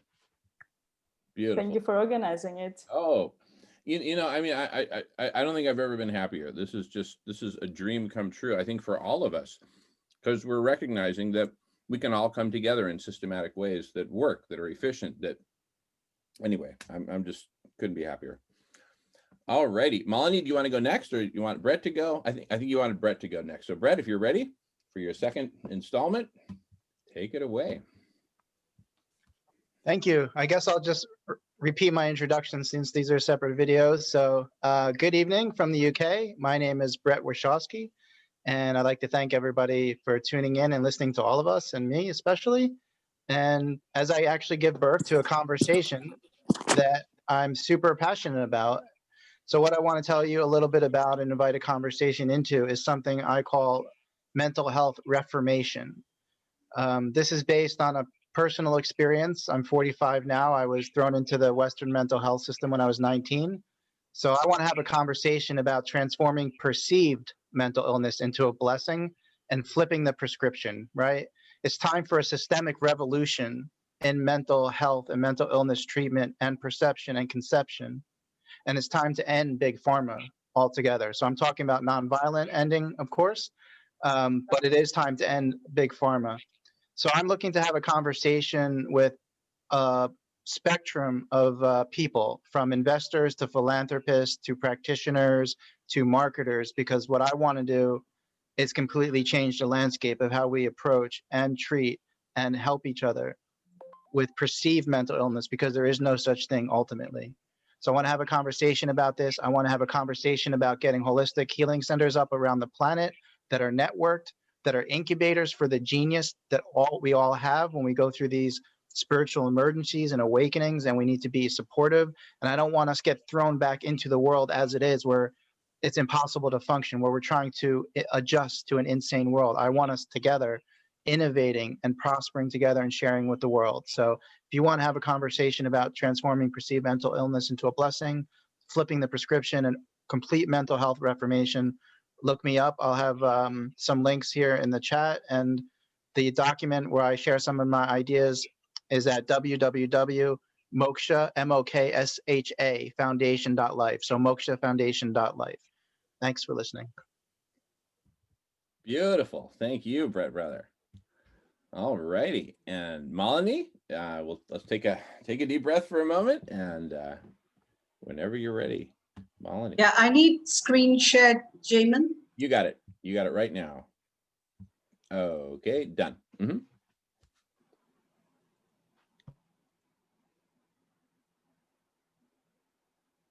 Okay. Am I screen sharing? Okay. Yep. Hello, everybody. And I'm so glad I went after Brett, because for me, the Divine Heart meditation was a revelation that actually cured me and healed me of an illness which I was told had no cure. And it is now my mission in life to make sure that and help humanity awaken by activating its divine heart. I do have a website on, you can find whatever was revealed to me is now available as online courses where you can have deep diving into various situations. I would invite you to go and have a look at the pages there, which explains what this is. And when you enroll for these courses, you can download the audios and they're available to you for life. Okay. You can find me on Thursday morning at 8 a.m. Eastern in the Connection Field. You would find my podcasts and my YouTube videos, which is also have most of my guided meditation. I invite all of you to creating the Divine Heart Energy Wave on 21st of December. You heard in the video before why 21st of December is so important. And this would be a 24-hour event in every time zone. And why this is so important is because when we create the electromagnetic field from the heart, we actually impact the earth. So the idea is to engulf and surround the earth with divine heart energy in every city and every time zone. And it is my ambition to create this new currency, which is driven by love, compassion, and gratitude, where ideas and solutions and time and effort are not sold, but are freely shared. And I think, Jamin, you have helped me do this absolutely beautifully with this initiative of yours. And I think thoughts are things, and I like to believe peace prevails on earth. It is there. We need to shift. My mission is to shift humanity from mind energy to heart energy. And the action plan is to have peace and disarmament meditation. I've already done 2 on 20th and September and 12th November. The next one is on 21st of December, the waters of the world for children and all sentient beings. It is what is needed urgently is 10% of the world's population equally spread into every country needs to shift into its heart energy for us to create the tipping point to move forward. So peace prevails on earth by creating a global wave of divine heart energy. And thank you all so much for joining me and adding your heart energy. And I look forward to meeting you once a month, because you can find me every Thursday in the Connection Field, once a month in the open house Saturdays, the first Saturday. Is it the first Saturday or the last Saturday? Anyway, you'll get the schedule. And Brett, I would love to connect with you and see how we can take forward your vision for mental health and having health centers around the world. Thank you, everybody. And good day to you all. It's 3:10 in the morning here, and I think I need to go and sleep. Oh my goodness. Malini, sister, you have earned your rest. So here's what I'd recommend. Get some good sleep. And when you wake up in the morning, when you're having your tea and plant-based breakfast, dial in. It'll be late night after party, but we'll be going strong. So that was beautiful. All right. So what we're doing, we're behind schedule. Want to acknowledge that, but it's okay. And here's why it's okay. If you need to go sooner rather than later, wave your hands at moments like this in between 2-minute presentations. Brett needs to go soon, and I know Elizabeth does well. So I'm going to do Brett followed by Elizabeth, and then I'll call out the next one later. So be ready to wave your hands frantically if you need to go sooner rather than later. It's the squeaky wheel process. Brett, as you're ready, take it away, brother. Okay, thanks, Jamin. I'm just going to introduce myself again. So again, good evening from the UK. My name is Brett Wachowski, and I'd like to thank everyone for tuning in and hanging out and listening to all of us beautiful innovators. And tonight I'm giving birth to a few different conversations, and this specific conversation that I want to give birth to is called The Age of Co-Creation. And I'm really passionate about this. I've been involved in research, design, and development embodiment for 8 years on the path of conscious evolution and co-creation. So, you know, we have the age, the industrial age, the information age, and for me, really the next age is all about the age of co-creation and carrying on some pioneering work of innovators, inventors, and spirituality and physicists of all the past generations. And why is that? Because it's an age of all win, right? It's a paradigm where everyone wins, where consciousness works for 100%. Life works for 100% of consciousness. Everything is interconnected, interdependent, right? We have planetary scale transformation and co-creation. And we move into a world where life is the bottom line, really. From competition to synergy, from scarcity to abundance, from violence to peace. And this is a massive shift. It's an epochal shift.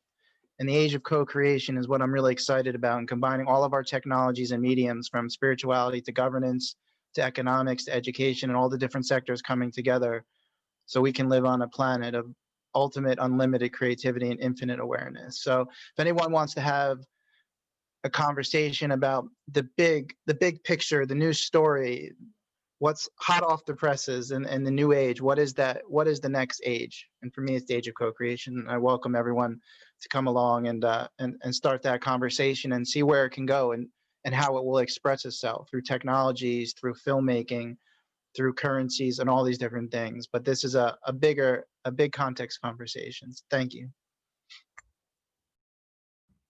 Beautiful. Thank you, Brett, brother. Awesome. All righty. So Elizabeth is up next. And Brett, did you want to get your final one in? Oh, and Oriana needs to go. Okay. Thank you, Oriana. See, that's what I'm talking about. Okay. So let's Okay, but I would just actually would like to be right after Elizabeth. Perfect. So it'll be Elizabeth, Oriana, and then Brett. But again, wave your hands frantically if you need to go sooner rather than later. It's okay. So Elizabeth, whenever you're ready, take it away, sister. Does Brett want to finish his? Oh no, he needs a breather.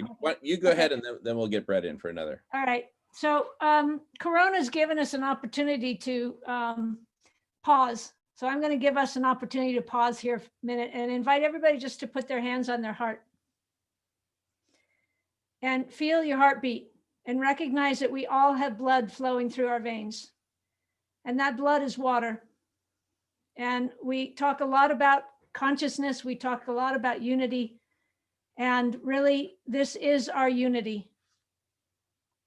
This is our unity right here, water, moving through our body, nourishing our body. There's only one water on earth, and there's only one life on earth. And right now, the earth is sending out a clarion call, an SOS to humanity. And the Amazon is at the very forefront of that SOS, because the Amazon is being deforested at an exponential rate, increasing as we speak. There's genocide against the guardians of the forest, and they've called for help.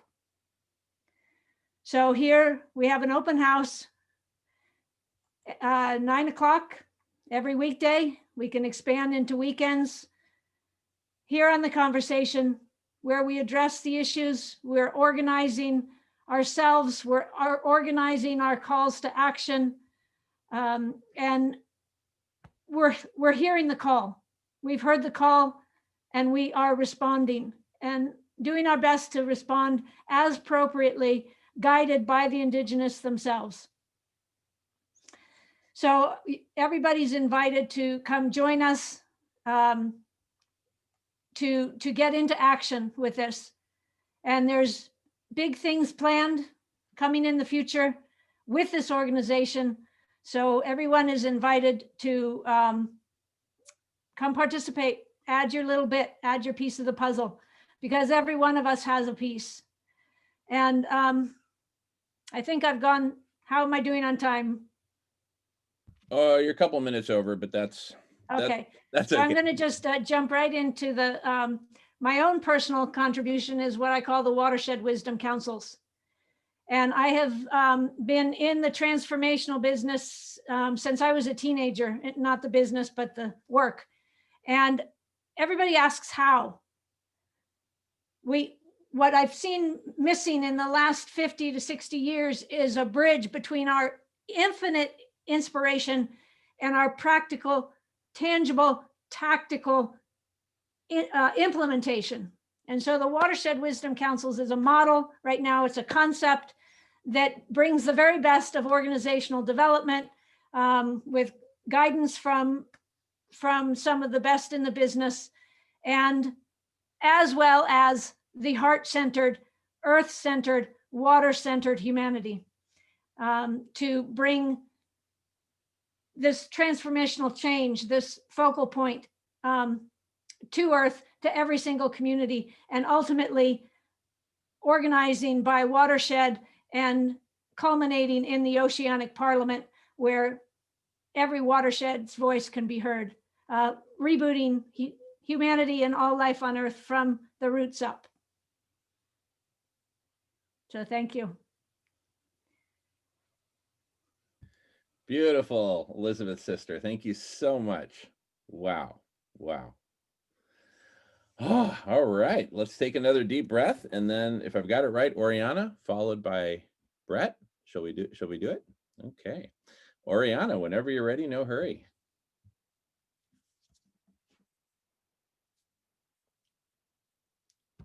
And you're on mute there, Oriana. You're muted. Unmuting, very helpful. I wanted to follow Elizabeth because we have an open house right after Elizabeth's time.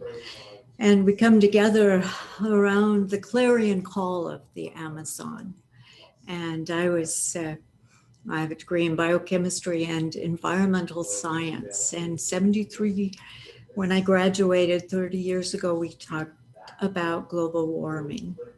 And knowing that this is the time that is crucial that we come together, and it is the moment in which we can respond. Buckminster Fuller called it the state of perturbation. In a petri dish, there'll be a one-celled organism that divides, grow, until it reaches a state of being perturbed. The system can no longer grow. It's run out of space. It's run out of fuel. It's run out of, can't get rid of its waste. And so it either will die out or it metamorphs to a whole new organism. And we are at that point. And this clarion call could be just that moment that says, we come together as one world, one heart, one feeling. And after Elizabeth leads the group and talks about what's coming up, then I lead the group in a writing table I'm calling Write from the Heart. And we bring up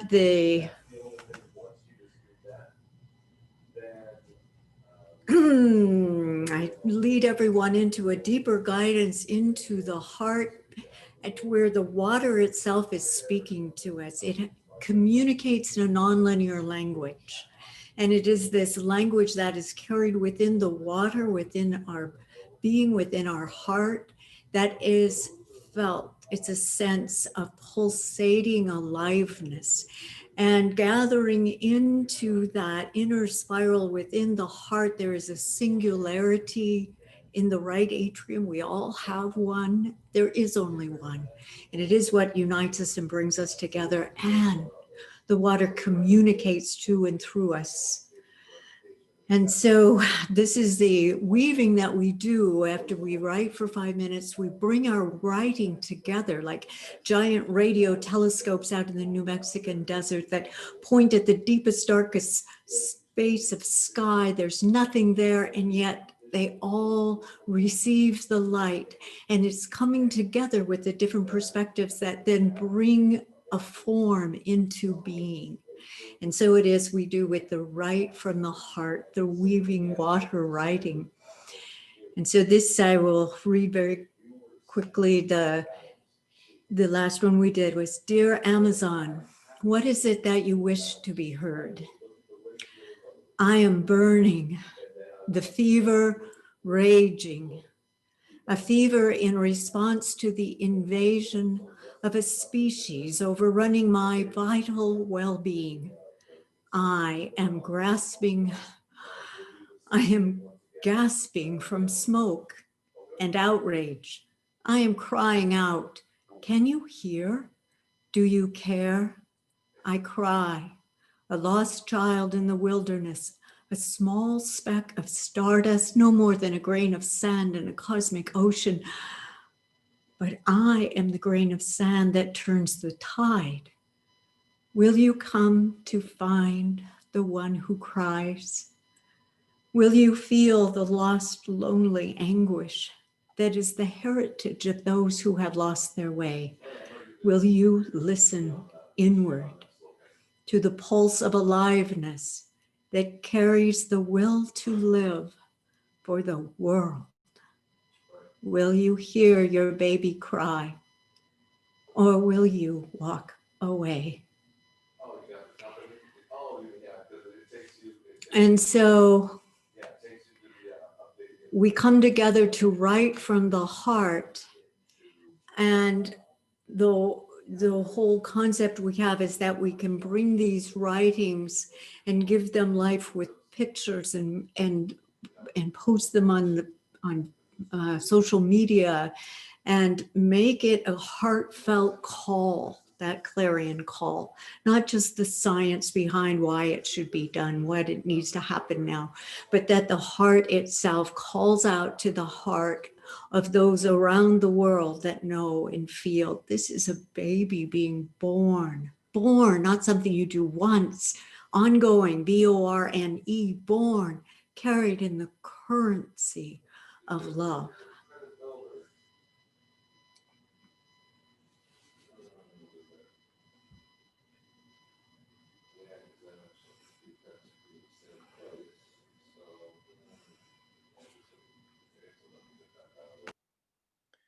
Beautiful, Ariana, sister. Thank you so much.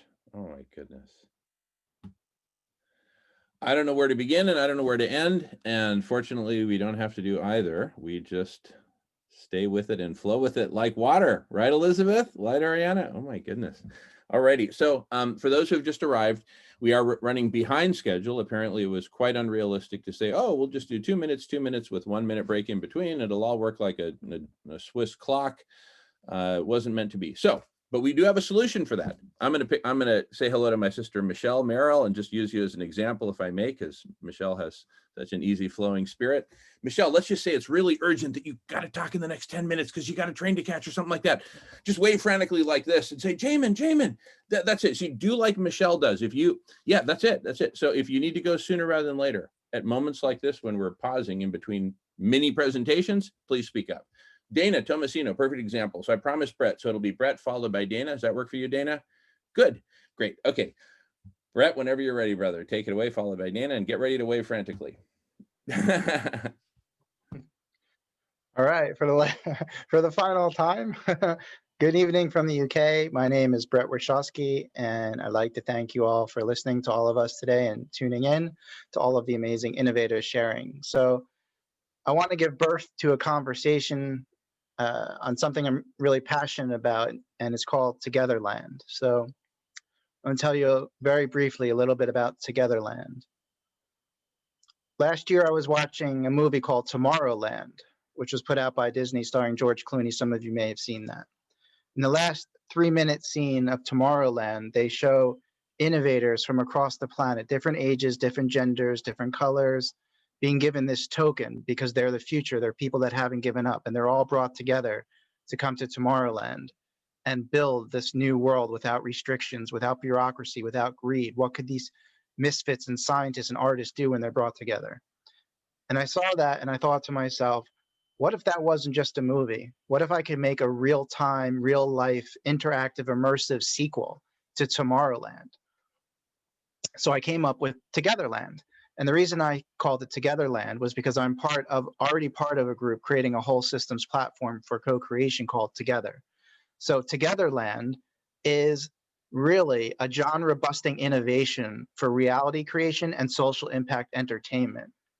So what I'm looking at is a planetary scale news story that's interactive, immersive. It gives us a reason to celebrate and play and innovate at light speed across the planet where everyone can be involved on all different levels because we have all the different innovations that can make that happen. And two of the key points of Togetherland is one I call regenerative filmmaking. So imagine if we had a $500 million budget. We usually, Avengers cost $500 million to produce. Well, a regenerative film production would take that 500 million and simply use it differently. So instead of building a cool fake city and having special effects, we would have social effects, right? We would build cities with new innovations and use that money to build solar radiation management, to build new energy devices, to grow food and feed people, to create jobs and opportunities. So we build a living set with living locations and living props. So nothing is wasted. And we all get to play in this movie, in this immersive interactive thing together. And the other final piece I'd like to share is, in technology, there's something called XR, which is extended reality. It's VR and AR and all those things. I want to create infinite reality, XRI. So what happens when we take all of the mediums, not just media like transmedia, but what if we have a transmedium production? So the medium of governance, the medium of economics, the medium of nanotechnology, the medium of internet technology, the medium of spiritual technologies, the medium of emotional technologies.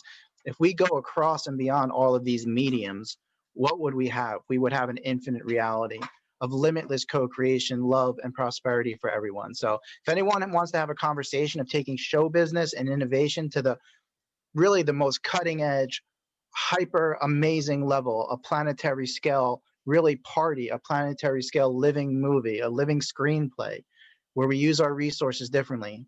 And we've got a lot of the pieces already. Please hit me up for the open house for Togetherland. And if you want to see some of my slides in the works, you can go to togetherland.life. Thanks for listening. Beautiful, Brett.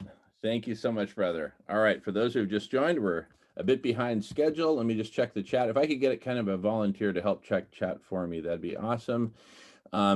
And just let me know where the squeaky wheels are. So even though we've communicated about, hey, Jamin, I need to present before 2 o'clock. Well, it's 2 o'clock now. So even if we've communicated about it, we're in a whole new mode now, which is squeaky wheel mode. So if you need to go soon rather than later, wave frantically like Dana did. Speaking of which, Dana is up next whenever you're ready. Dana, sister, go for it. Aloha, everyone. My name is Dana Tomasino, and I've been working in the field of conscious evolution and the integration of science and spirituality for the last 25 years. I was a research scientist at the HeartMath Institute for 12 years, and I was involved in helping to prove out the science of the heart's role in consciousness and the science of heart coherence in personal and planetary evolution. And I still teach and offer this work in different contexts, especially in the realm of bringing people together to create amplified, coherent heart fields for planetary transformation. And if you'd like to follow this aspect of my work, I have a Facebook page called Heart Magic. So you can look up Dana Tomasino and Heart Magic, and you'll find my Heart Magic Facebook page. So I hope you'll connect with me there. Today, I wanted to introduce an exciting conversation that I have started, and this goes back to a long-held passion of mine that I've had for 30 years, actually, since my adolescence, and that is to understand more deeply water as an energetic and multidimensional communicator, a communicator of energetic and multidimensional patterns of information. So as you know, we are all mostly water, and our planet is mostly water, but we know so little about water, really. We hardly know water. We hardly know its deeper nature. So I have formed very recently an online study group. It's called aptly the Water Connection Study Group. And its mission is to really bring in collective intelligence on water as an energetic and multidimensional communicator, a bridge between dimensions, and to really further the understanding of this deeper nature and function of water. And I really believe that bringing in that collective intelligence on water will be a next step in our evolution, in the evolution of humanity. It is that fundamental to who we are and to the direction that we're going.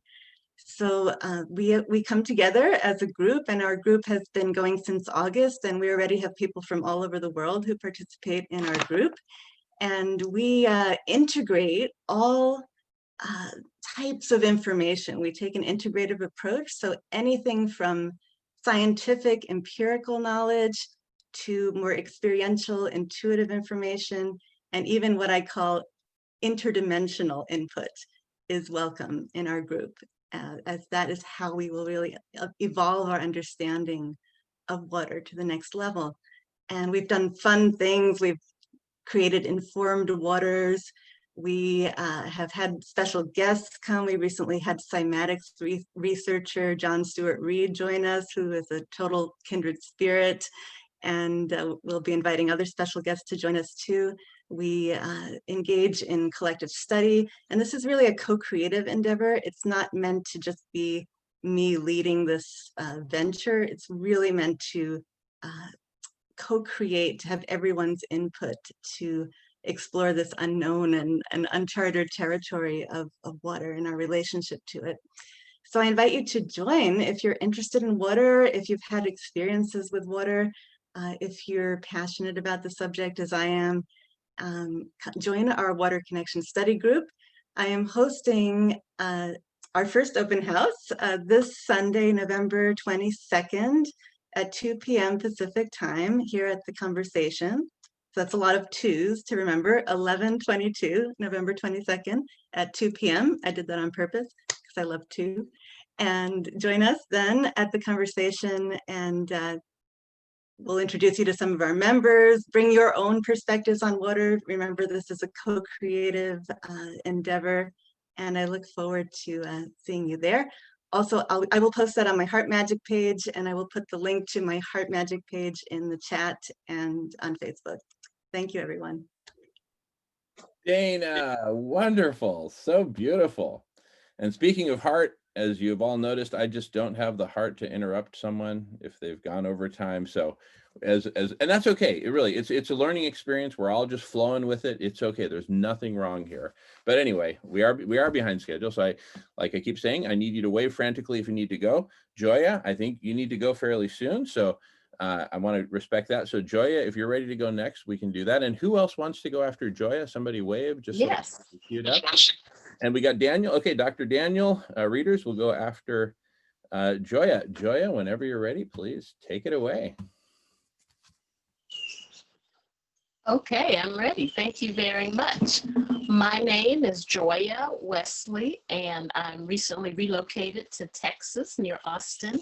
And this is where I met BJ Allen and helped her start the Immune Boosters.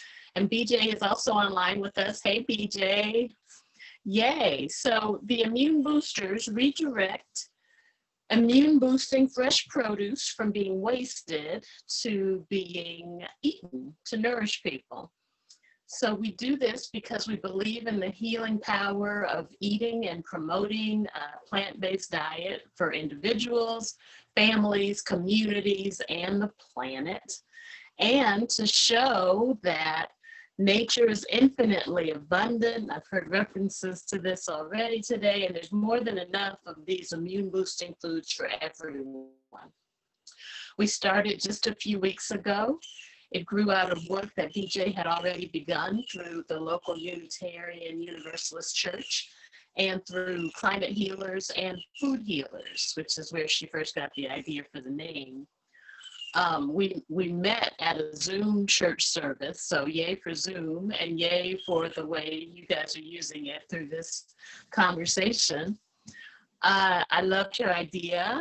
I introduced church to my local farmers market farmer, and he agreed to give us the produce left over after his weekend farmers market sales. She borrowed a van from her mom. She received the first delivery and just started in the middle of COVID, just loaded some vegetables in the van and separated them up into bags and gave them away. And we also had a Zoom meeting about it. But our first customers were immigrant families served by a group called Mano Amiga, with which the church already had a relationship. But the Bounty is doing what Bounty does, which is continue expanding. And we've already expanded. We've got 2 new recipient groups. We had almost more produce to deal with this week than we knew what to do with. So it's a wonderful thing. We're happy to promote plants in this way. And we're open to future ideas, and we invite you all to join us for our open house, which will be the first Tuesday of every month at 6 p.m. Central Time, Texas time. Thank you very much. Thank you, BJ. Thank you, everybody, for listening. Have a wonderful day. Joya, thank you so much. And here, thank you, BJ. And welcome everyone. As I keep updating, we're behind schedule. I'm not looking at chat. I'm not looking at my cell phone text. I'm only looking at the screen now. So if you need to go sooner rather than later, I need you to wave frantically and we'll get you in the queue sooner rather than later. Up next in the queue is Dr. Daniel Reeders, and I don't see anyone waving frantically, but whether your name is Tony Davis, whether your name is Amy McKenzie, whether your name is Franca, whoever you are, Jimena, if you need to go soon, you got to wave. We're doing the squeaky wheel process. And if you're cool just hanging out, hang out, no problem. We'll get everyone in eventually, but in 50 minutes at the top of the hour, we'll shift gears to Professor Guy McPherson and Dr. Yatow of Harvard, who will knock your socks off for an hour. And then we'll go back and we're going to stay here until everyone is done. So Dr. Daniel Reeders, please take it away.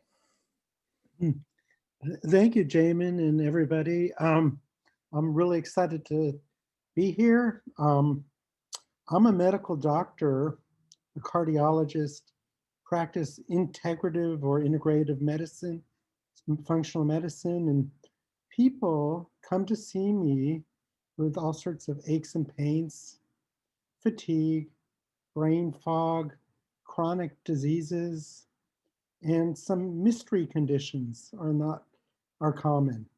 These people, humans, may have seen dozens of doctors and don't know what to do next. In many cases, I will measure them for toxins, send off a urine or something, and lo and behold, we'll find something. After it's found, we'll figure out what the source is and stop exposure. Many of these are fat soluble and sit in bone and they need some assistance. So we'll get them out of the body. And lo and behold, their mystery illnesses, their chronic diseases, and all their symptoms tend to disappear. Consider this. These health challenges, which is too nice to say, are dramatically on the rise and match the Industrial Revolution. I wonder why. And it appears that eating organic is not enough. Most of these people end up getting home water filters, home air filters, even make a sleep sanctuary to eliminate electrical smog. Our planet is polluted. You cannot run, you cannot hide. These filters are just not enough. These personal health challenges are global and accelerating. And please do not forget that toxins can be relationships or self-imposed. I don't know if this will show up. I didn't figure out the screen share ahead, but this is the spray map in 1991 of just the United States. And as you know, we export things all over the world. And this is like a glyphosate spray map, 1991, US government, USG site. Fast forward to 2017, and lo and behold, look at this, Roundup spray map. It doesn't matter if it's which Roundup or something else that's even tends to be worse with these corporations. So like 1991, 2016 as an example. So, this goes way beyond me as a medical doctor, getting people to figure out what's wrong with them and fixing them. It goes way beyond me. And I'm excited to get in conversations with other people so we can find some creative solutions and move forward from this. It's been exported globally. And I just want to thank you all for paying attention here, and that I'm complete. Thank you. Beautiful, Dr. Daniel. Thank you so much. All righty, well, back to the squeaky wheel principle. Who would like to go next? Just wave your hands and I'll tag you in. All right, we got David, and anyone after David, just so I can start making a cue here. That's all right. Okay, All Michelle. right. All right, we got David followed by Michelle. All righty. All right, thank you, gentlemen, and thank you, all you co-creators. It's a pleasure to be here. The energy is swirling all around us, moving us, I hope, to a new story for ourselves, for humanity, a story that will include our species identity, because we all evolved on this planet, and we need to know about that evolution. I'm a retired neuroscientist. I've long been interested in the Earth's cycling climate and the evolution of our species and our consciousnesses. I plan a series of talks that will address the extraordinary moment that we're in now. And it's not just because of the pandemic. It's not just because of extraordinary pollution that Daniel's talking about. There are a whole bunch of things coming together right now that makes this an extraordinarily unique time. And we need to recognize, I think, particularly our species identity if we're going to create a new story, which we so desperately need. Everyone knows, I think, that we evolved over the last 2 or 3 million years, during which time the Earth was cycling between long, cold glacial phases, about 100,000 years, and warm, wet interglacial phases. We've been in this interglacial, warm, wet interglacial phase with relatively stable climate for 12,000 years. It's due to end right now, but it's not going to end because we've accomplished the greatest feat of geoengineering in history. Does everyone know what that is? It's the greatest feat of geoengineering in history, and hardly anyone knows about it. We've put enough extra heat in the Earth's climate system to prevent the planet from going into another ice age that would produce chaos and destruction and suffering for 100,000 years.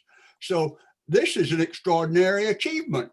We can be proud of that. We can recognize that Mother Earth, the guiding intelligence of the universe, and our evolutionary history has produced an extraordinarily resilient species who can address successfully the problems we have.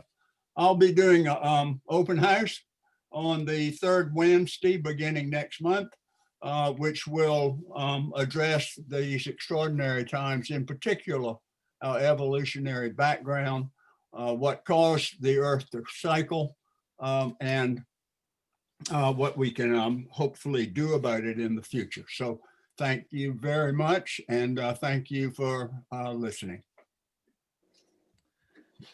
Absolutely. David, thank you so much. All righty. Well, for those who have just arrived, welcome everyone. We've gone into the squeaky wheel mode since we're so far behind schedule. Now, we've got about 43 minutes to go before we take a full hour for Professor Guy McPherson and Dr. Ye Tao of Harvard. And then from 4 o'clock on, we're just going to keep going until the last of us has spoken. So if you're okay going later in the day, that's appreciated. But if you do need to go now, wave your hand and don't hesitate. So we got Wouter will be after Michelle. So we got Michelle followed by Wouter. Who else? And then we got Shannon. Okay.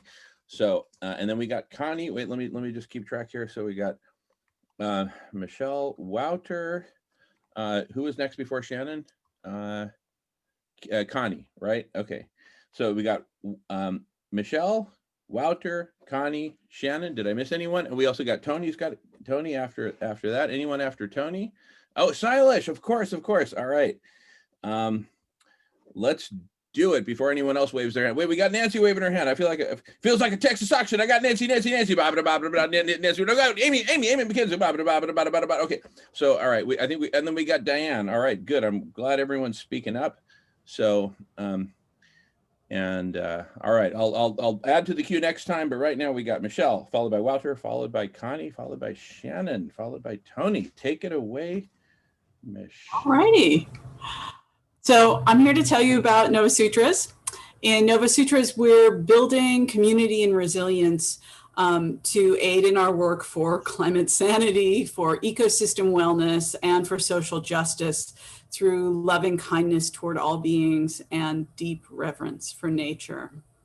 We believe that people working to protect, heal, and restore our world can be most effective if we have a supportive community that encourages personal wellness practices. So we provide online places where we encourage critical thinking, diversity, and honoring democracy, and where our core values in the community align with callings as climate activists and earth healers. We also provide a constructive setting for developing new ideas and initiatives. So our open house, Discussions in Difficult Times, are these online gathering spaces just for connection and meaningful conversation that happen every Monday and Thursday at 11:30 Pacific, that's 19:30 UTC. And we gather for about 90 minutes, supporting and uplifting one another really through open, compassionate, and confidential exchange.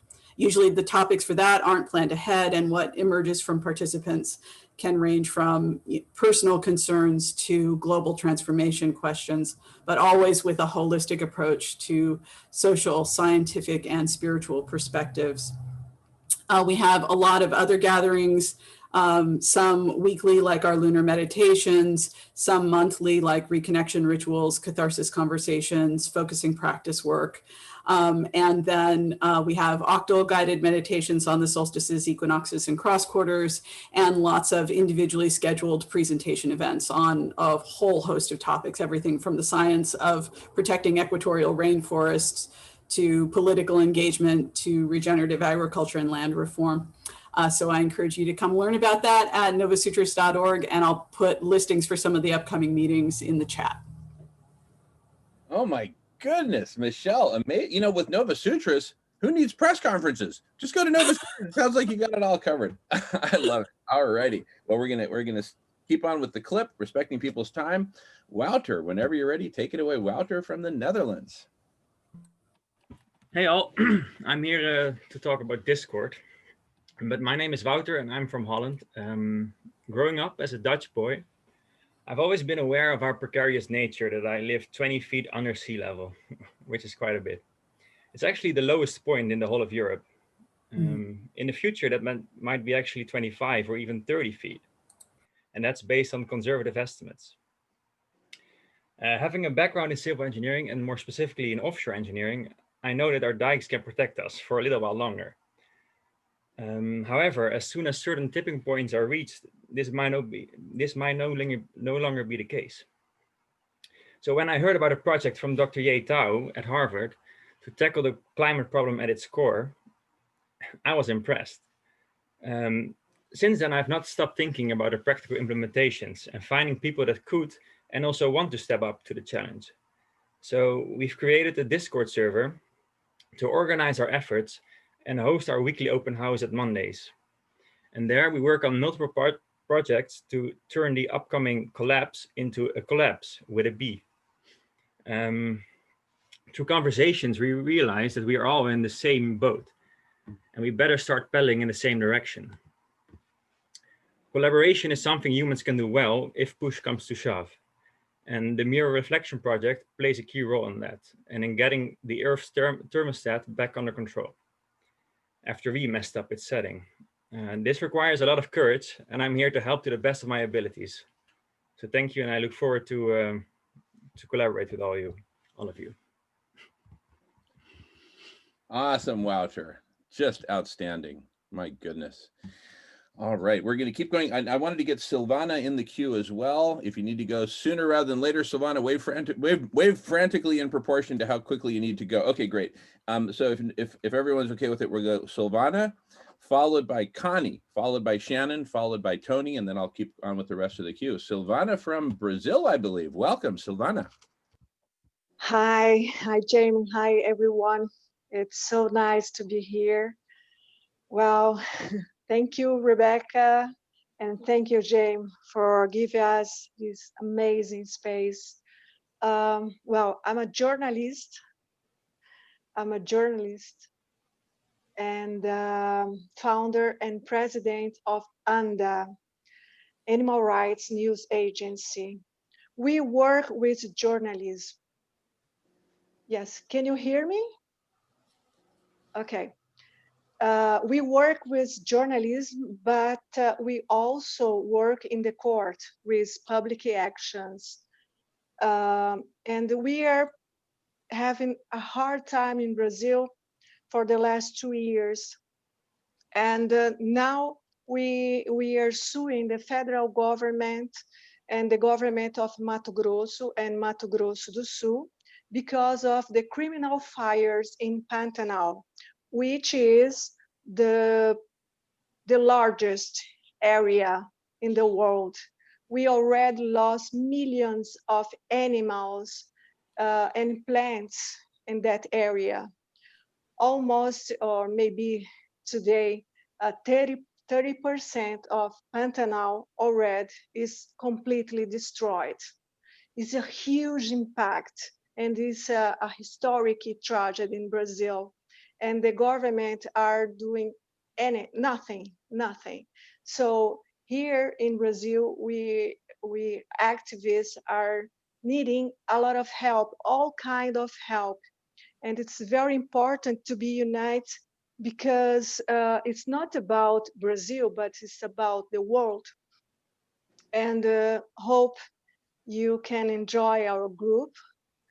We will talk about animals in Brazil, Pantanal, and all things about environment.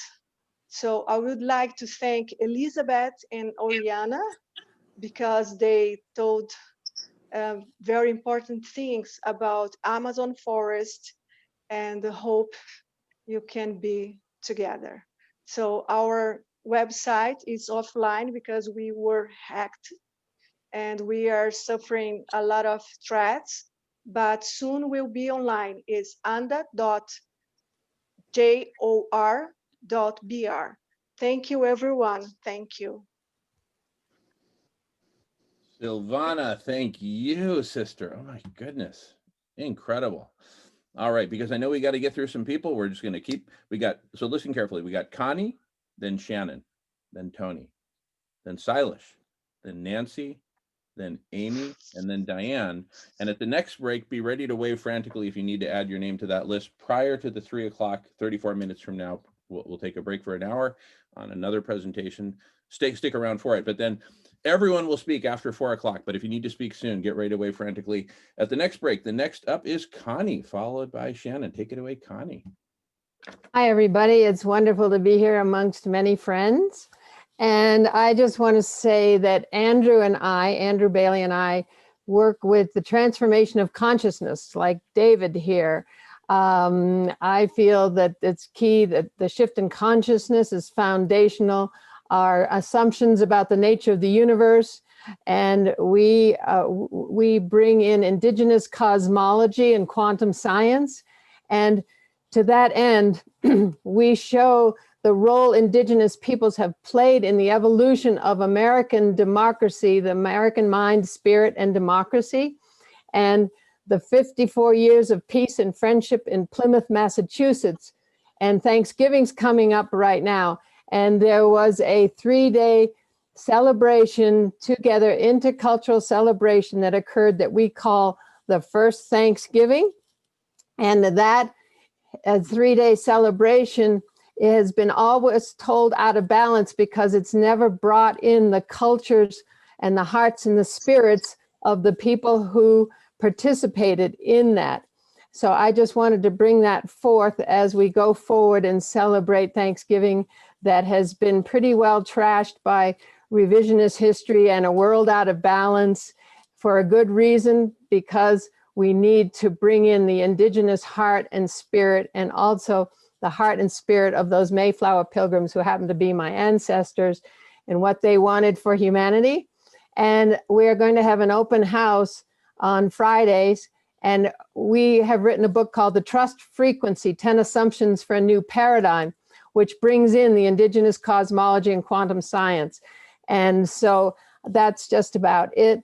There have been 2 syntheses with the Native Americans that in American history, And that was the first one in Plymouth. The second one was when the great law of the Iroquois came into the Constitution. And right now what is happening is a third great synthesis now. And the Pachamama Alliance that I just listened to, they're saying, listen to the indigenous people. And if you can't listen to them, listen to what they're listening to, because all of you are speaking about the earth and what we can learn from her. So that's it, kids. Thank you. Beautiful, Connie sister. Thank you so much. Oh my goodness. All right, listen carefully to the cue, and then in about 10 seconds, get ready to wave frantically if you're gonna need to add yourself to the queue before the top of the hour. Up next are Shannon, followed by Tony, followed by Silas, Nancy, Amy, Diane. Wave okay, Kate is wave. We got Kate. Kate will be next in the queue after that. Wave frantically if you want to be added to the queue after Kate. And we got Judy. Was that a wave frantically, or were you just happy to see me? Okay, I think you're just happy to see me. Okay, so let's go with Shannon, followed by Tony. Take it away, Shannon. Thank you, Jamin. If the one we are had a heart, what would it look like?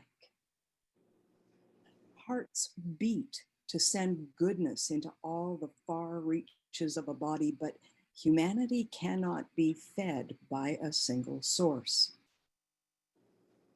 I watched a crow perform successful surgery on an earthworm.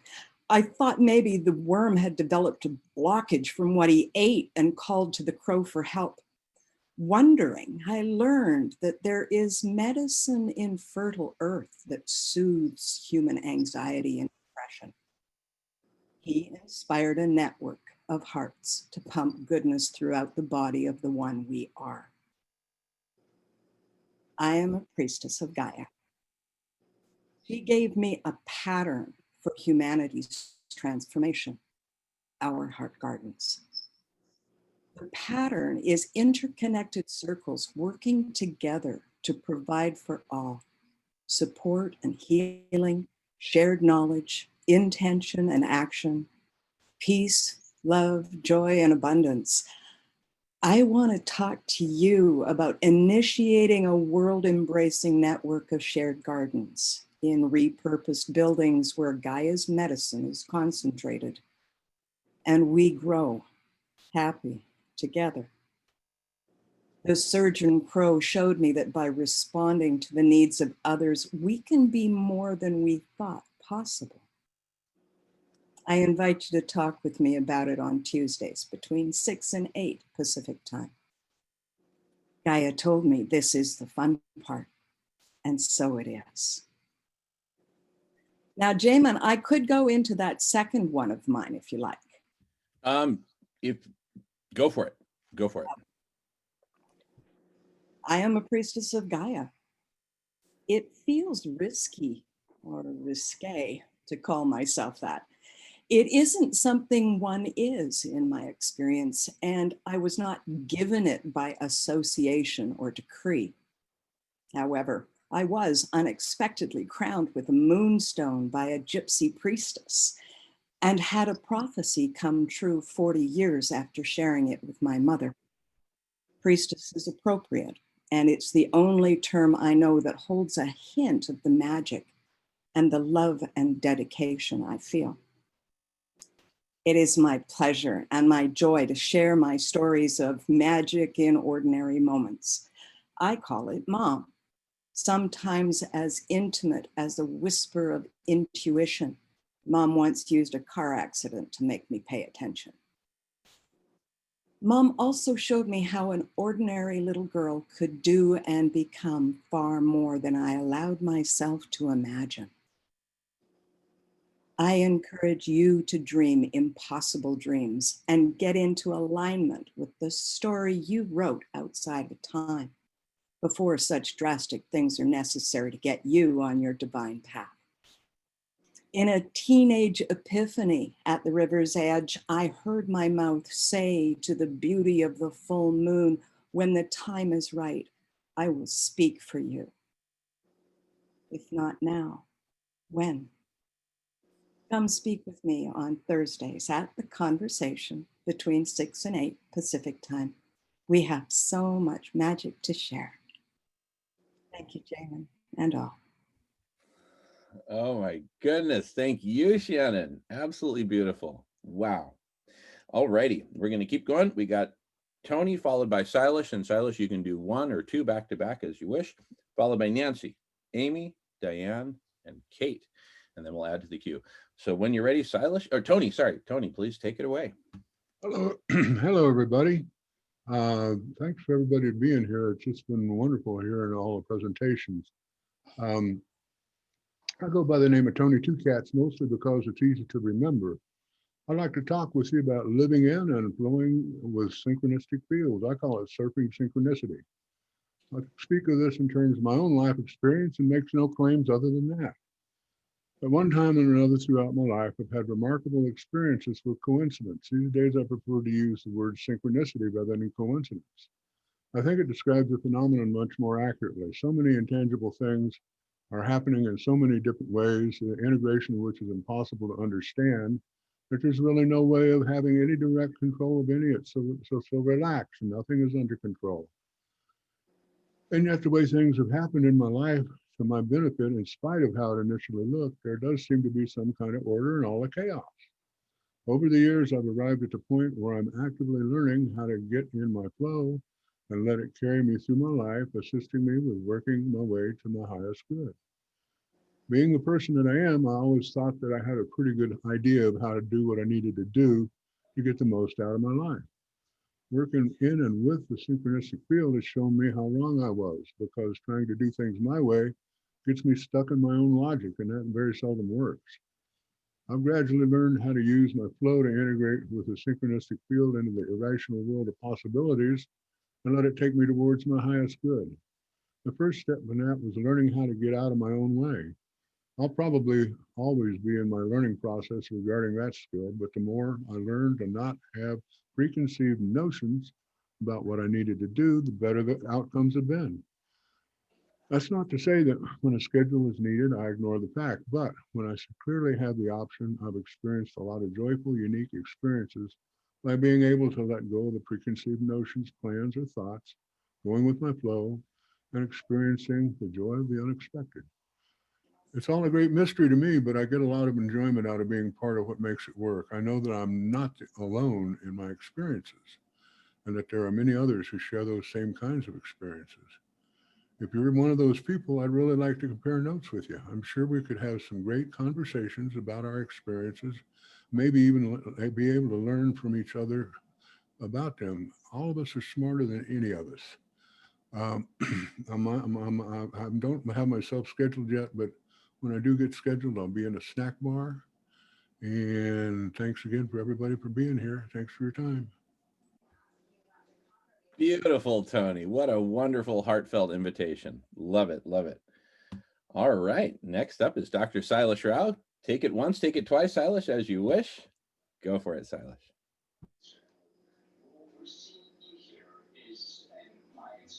Yes, I will take it twice because it's my granddaughter's birthday and I need to go celebrate with her. So first project I want to talk about is Vegan World 2026. So imagine a world in which human beings don't have to exploit animals for any purpose whatsoever. And that world is possible today. That world is possible today because we know that it's actually better for us not to exploit animals. It's better for our health, it's better for the environment, it's better for the animals. We know that, and we know we can create a system of normalized nonviolence to actually implement this. And that's what we are working on in the Vegan World 2026 project. We meet twice every week, Monday mornings and Monday evenings, so that we can accommodate people from around the world. And we also have a convergence happening every 3 months. So the last convergence happened end of October, and the next one is going to happen the end of January. So it's always the last weekend of January, April, July, and October. So during the convergence, we talk about our projects, our actions that we are taking. There are 7 strategic actions that we have identified, and we get together to figure out how to execute on actions. So thank you all very much for this amazing convergence, this amazing gathering. So the second project I want to talk about is Food Healers. This arose because I was, my family was taking care of another family of 5 during COVID, and we cooked food for them and took it to them every day. And I was surprised to discover that even though we were cooking organic, healthy food, we were actually spending less than 50 cents per meal for the family. But if you go look at FAO and organizations like that, they tell you that healthy diet costs 5 times as much as an energy sufficient diet. So they're telling us a story that healthy diets actually cost 5 times as much as eating at McDonald's. And it's actually a lie. So we discovered it's a lie, that they have been telling us these lies in order to imprison us into eating bad foods. In fact, in any food desert, if you can get people to go out to Costco and buy organic vegetables and grains, they can actually cook food for the whole community at half the cost of what they're at McDonald's. So this is Food Healers, and there are several chapters that have started now where we are basically cooking food, and we are also helping people serve themselves. So it's happening in Whidbey Island, it's happening in South Africa, it's happening in Austin, it's happening in Phoenix. So please join us. We meet during the conversation on Fridays, 8 a.m. to 10 a.m. and 8 p.m. to 10 p.m. Pacific time. Actually, so thank you very much, Jamin. It's 7 to 9 and 7 to 9 Pacific. It's 8 to 10 your time. I'm sorry, 7 to 9. That's all right. No sorry. Beautiful, Silas. Oh my goodness. We love you so much, and the world would not be the same without you. All righty. Thank you. And I hate to hurry us along, but we got to do it. So up next in the queue, we've got Nancy, followed by Amy, followed by Diane, followed by Kate. And that should take us pretty close, but we'll probably have room after. So get ready to wave frantically at the next mini break. And meantime, take it away, Nancy. Hi, I'm just going to get myself set up where you can see me. So when Jamin first approached me about being a part of this, he said, can you do like a weekly Zoom meeting on a topic? And I was sitting there kind of proverbially scratching my head, think, with all the topics flying around, what can we talk about? And I just took a look inside of me, what was happening at the time and what's been happening probably more than ever. It's like this feeling like, what the heck is going on? And a lot of it has to do with around this election and seeing, the course of how this last person, or the current person who is president, is, doesn't believe in science. He obviously doesn't believe in democracy either. And so many things, how the environment is being destroyed and people, it's being so largely ignored. And there have been warning signs in the environment for decades. So I decided to create an open forum that focused around like things that we feel like, what the bleep is going on about, and to investigate, but also to have some lightheartedness about it too, instead of a specific topic. Because the challenge I see with like an open source kind of space is it can lead to some toxic disagreements, even among us wonderful people here, especially political issues. So I, would be moderating it and making sure that didn't happen. And I was thinking, as a child, I remembered hearing that so many people said they want peace. All the music and the radio is about peace. Everybody said they wanted peace. But I said, why don't they have it? If everybody wants it, why don't they have it? Like, as I grew up, I kind of found out why.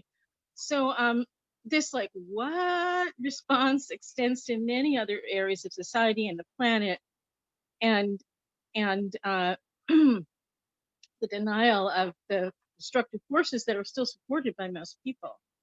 So And despite all the overwhelming negative things going on, there is, and this is evidence of it, an ever-growing, ever-present selection of people who are growing in consciousness. And this really gives me hope.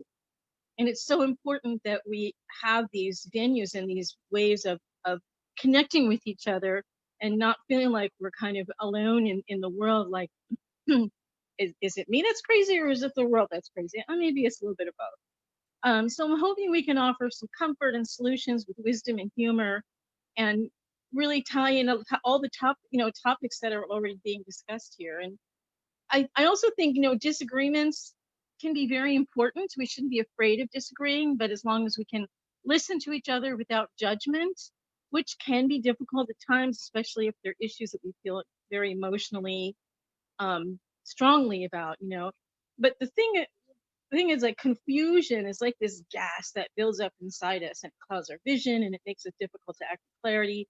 So my wish is to kind of poke holes in the bubble, and let all the air out and share our concerns and have some laughs about the normalized absurdity that goes on. And finally, our ability to stretch ourselves to reach broader and deeper perspectives is really a key to establishing peace and to thriving, and it's essential to our survival. And I really want to just add this in my own personal experience of going vegan 6 years, that it has really stretched me inside, and I've learned so much that I never knew about agriculture and ourselves and the animals and the planet. And so it was just one really major shift in my life that I'm very grateful for. And that's how I came across this group, which I came across through Dr. Silas Rao in Climate Healers. And I think I'm done. Beautiful, Nancy. Thank you so much. All right, I'm going to say what the cue is. When I get done saying what the cue is, if you want to be next before the top of the hour, wave frantically. We've got Amy, followed by Diane, followed by Kate, followed by whoever waves frantically. I'm looking for frantic wavers. And if you don't wave frantically now, you may not get to talk for an hour and a quarter, because at the top of the hour, we're going to shift gears to Professor Guy McPherson and Dr. Ye Tao. So I think it looks like we're doing good. I'm going to call this victory. I'm just scanning the other part of the screen. Oh, James is waving frantically. I didn't see you because you were on the other side. Did anyone else wave frantically that I didn't see? Jimena, let me know. James, let me know. Okay, so here's what we're going to do. We're going to go Amy, Diane, Kate, and James. And James is way out in Cork, Ireland, and he needs to get some sleep. So let's be compassionate and everybody try to stick to the 2-minute mark. Amy, please take it. Hi. Thank you so much. Thank you everyone for what you shared. This is an extraordinary experience, and thank you for creating this press conference. It's an honor to be part of it, truly. Our nonprofit is a spiritual and humanitarian organization that is committed to creating a sharing economy. I made a 2-minute PowerPoint video. Gentlemen, do you think it's appropriate to go ahead and just share that? Our website is not quite finished. Yeah, go for it. Go for it. Let me. Okay, I think it can say it better than I can, everyone. And I will post where you can reach me after. Okay, you need to screen share, right? If that's possible, yeah. Okay, you're good to go. You're good to go. And there's my info. Okay, thanks. And there it is. And, oh, hang on. There we go.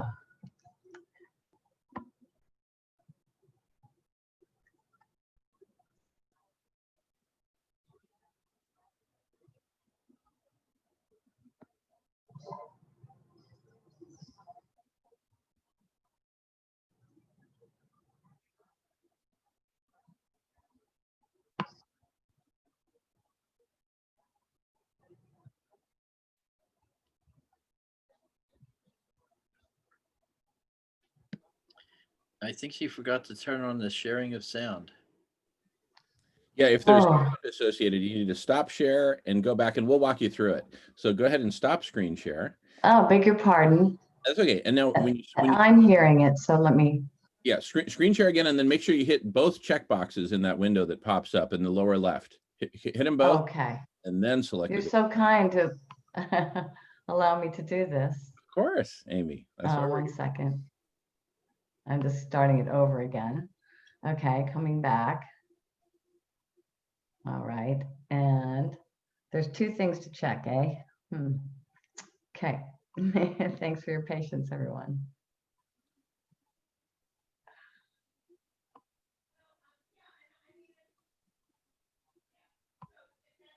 There we go.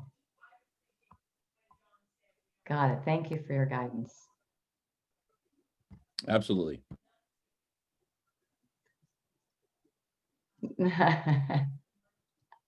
Welcome. Sharing is a 508c1a spiritual and humanitarian organization committed to inspiring a culture based on sharing. Our one vision plus your direction equals our connection. One vision. We are committed to helping people physically, financially, spiritually, and emotionally. Your direction. Our mission is to help you find and fund your purpose. Our connection. Partnering up, we accomplish our shared humanitarian goals. And it all begins with a conversation. First, we find out what matters most to you. Then we discover what resources you may need to help you succeed. We get a sense of who you long to bless and the difference you wish to make in the world. Then we find the best way to help you achieve your vision. When people connect with us and receive all they need to fulfill their purpose, they tend to develop a sharing mindset. When we discover how our connection can help the most people, it allows us to have a positive impact on the world and in the process, help each individual do their job better.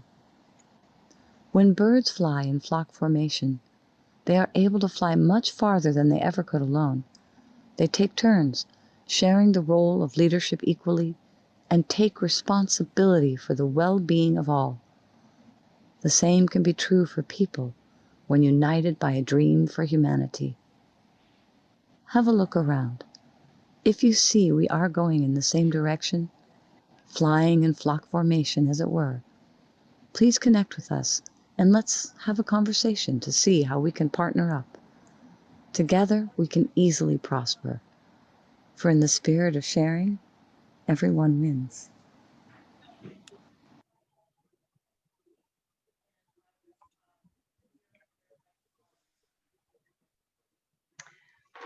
Okay. So that gives you a gist of it. I hope you enjoyed that. I hope it didn't take too long. Thank you so much. I think we'll be having the sharing movement conversations on Thursdays at 4. And I'm so grateful to all of you. I know that together we can do this. We can make the difference we need to make. And come and learn how we might help fund your organization. There's no ceiling. Thank you so much. Oh my goodness. Wow. Amy, just incredible. You know what? And what a great metaphor for the press conference. We're all flying in formation here. We're all heading in the same direction, right? Some of us are taking up the front, some of the sides, whatever. And what a beautiful metaphor. All right, we're going to keep going because at the top of the hour, we've got a destiny, our meeting with destiny, Professor Guy McPherson and Ye Tao of Harvard. Meanwhile, Diane, Kate, and James, please keep it tight as you can. And Diane, please take it away when you're ready. Okay. I'll look after you if you look after me. Conscious planetary caring for all. Transition time for planet Earth. When I was 14, I wanted to be Prime Minister. I wanted to save the world. I just wanted everybody to be happy. I realized I had to give up on that. Jesus never made it, and Gandhi never made it, or anyone else. So I made a plan. I'll just do it. I'll save the world one person at a time. I'll look after anybody who crosses my path, anyone. However, as a person, I was actually a mess, totally asthmatic. But I realized that when I helped other people, I got better. And I also realized that as human beings, we're all the same. We all think that people are all just like us. So if I'm looking after people, I'll assume that people are looking after me. And if we all do that, then all paranoia, all loneliness, all fear, all just disappears. Everybody's happy. In fact, we cultivate joy. And that realization was part of being conscious, being aware. And there are loads of intellectual kinds of conversations on consciousness and what it is.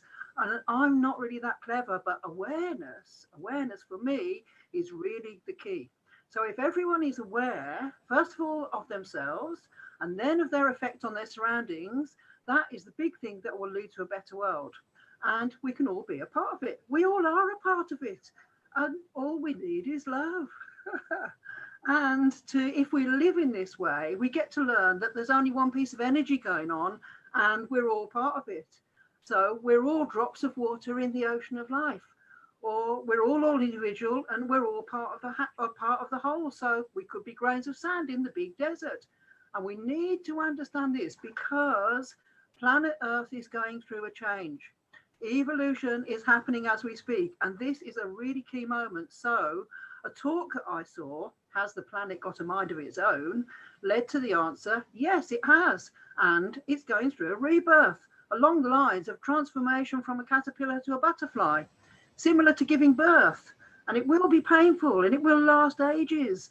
So I had to ask a question, and the question was, can we make it easier and quicker, a faster and pain-free birth?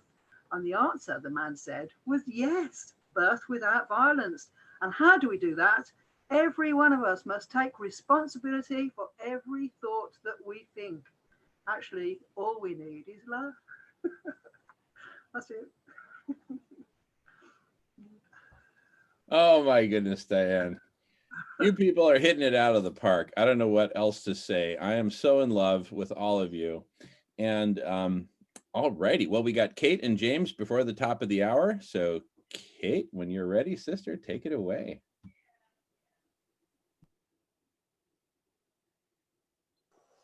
Can't find the unmute. Good afternoon.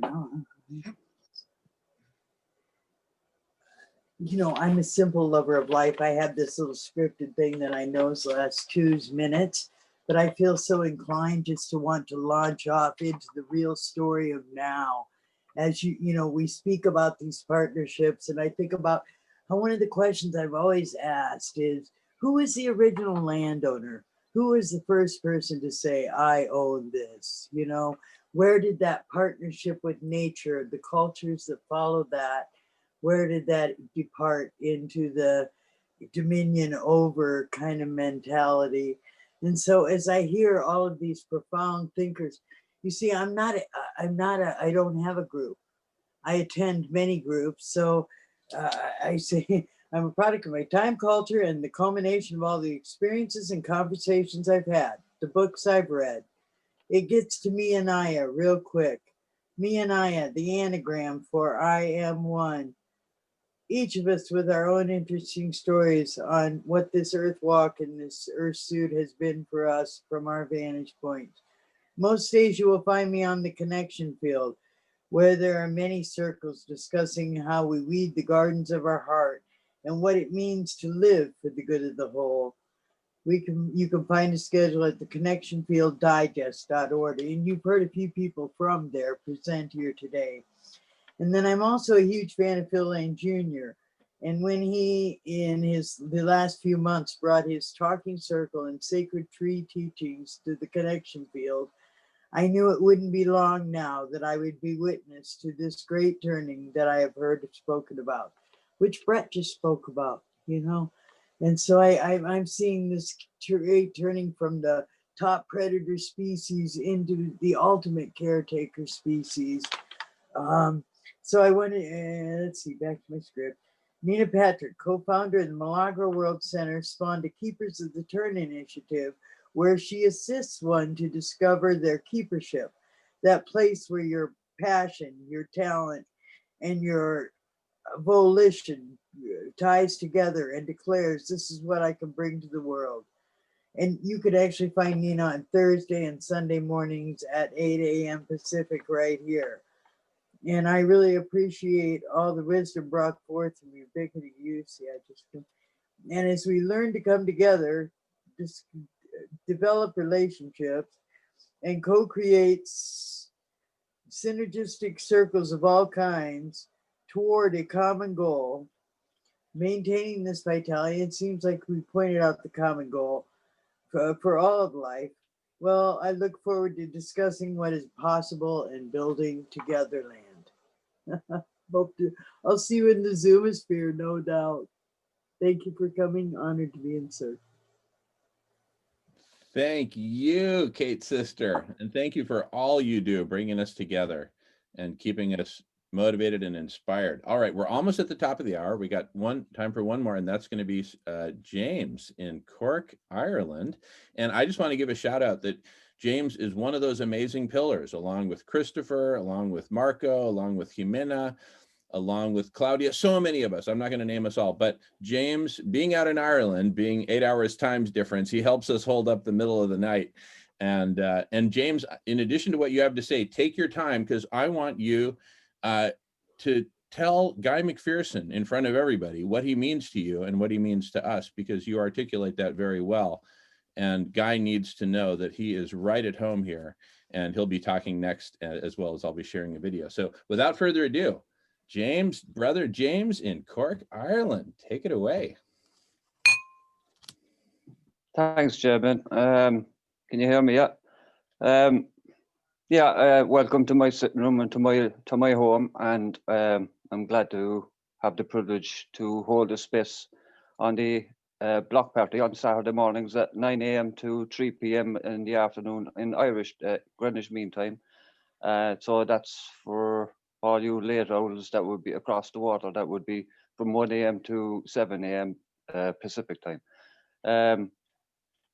Generally, I'm just having conversation, and it doesn't matter what the conversation is, as long as it has some aspect to do with saving, healing, and transforming life on Earth. And I'm very much in the mind to try and do it as enjoyable, and make it at least a bit of a friendly, atmospheric conversation, as even though the subject matter is grim. But most importantly, I'm trying to encourage people here, my fellow countrymen, women, and even teenagers, to get involved in the conversation here, because for too long now, we all know, we've heard of climate change, and for too long we've heard of this pending threat, but it's no longer pending now. It's on our doorstep, and only recently, in the last couple of years, I have delved into the subject matter a lot more than what would be available on mainstream media, in particular here in Ireland. And though everybody is more or less aware of climate change and its and its threat, I don't think very much people are aware of the full truth and the full facts and how imminent that threat is. And therefore, I encourage as many people as possible to get involved in the conversation.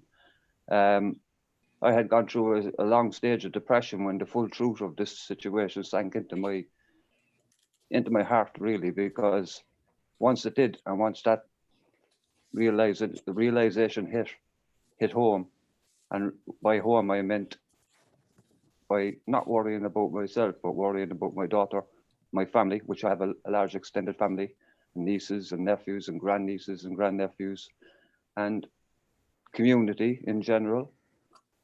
And the gravity of the shock of realization of what is coming down the line on top of us all, and realizing that majority of people are in the dark about it, crushed my heart and just really depressed me for a couple of years. And I suppose it wasn't until the start of last year when I had, done a conversation about near-term human extinction with Peter Miller, and I had been following Jamin's Radish Collective Intelligence Party at that time, and listening to the conversations, that I started to realize that there are ways around, or at least ways to confront what's coming down the line, and at least to make the transition is, a little better and easier on us. But it will never be easy or on anyone if they're left in the dark as to what's happening until it just lands on their lap. And I believe that a lot of people here in Ireland and around the world are in the dark as to the true facts. And it was through listening to the likes of Professor Guy McPherson And then having come across Jamin and the Collective Intelligence Group, and having spoken with Peter Miller, and having been introduced to Professor Yetau from Harvard and his Mirrors project, and meeting all of you people here over the last course of this year, that weight has seemed to be lifted a little off my chest now. And I have come through what I was considering to be a deep depression all the time, but I realize now that even almost a year on from my near-term human extinction hospice conversation, which I had with Peter Miller, I only realized just up to the end of this year that the depression was just one stage I was going through. I was actually going through the 5 stages of grief, and it was the depression was the last stage for me. But I've come to the acceptance stage for myself, but I still can't accept that I should leave this a matter that now I'm aware of. I can't accept leaving it unanswered and letting people that I know I love dearly, my family and community, and indeed everyone. Ireland is known as always known as the Emerald Isle, and I like that image, and I'd like to keep that image. But I don't want to see neither Ireland or any other part of the world being decimated by climate change. And it's on our doorstep. And it's thanks to Guy McPherson who opened my eyes to the realities of it, to the scientific realities and facts of it. And only because I faced those facts and went through that process of of hospice situation. And then now now that I've come through the depression side and the 5 stages, I now feel strong enough to stand up and at least try and do something about it. Even if it's taking part in these conversations. I don't say I have a lot to offer in life at the moment. I'm an artist, as you can see some of my work behind me here, which I'm basically showing off as because I don't show it off to anyone else. My art is in my home because I don't sell it. I usually give it away to people as gifts, and because I produce it from my thoughts and my love and basically from whatever inspires me, and usually something to do with our journey here on Earth. And my latest piece there behind me, which is Metatron's Cube, is just the latest piece, which reminds me that we are all connected. We're all here for a reason, and that we let us not be the reason that we're all here to go down together. Let's stand up and rise together and face the challenge that we have ahead of us.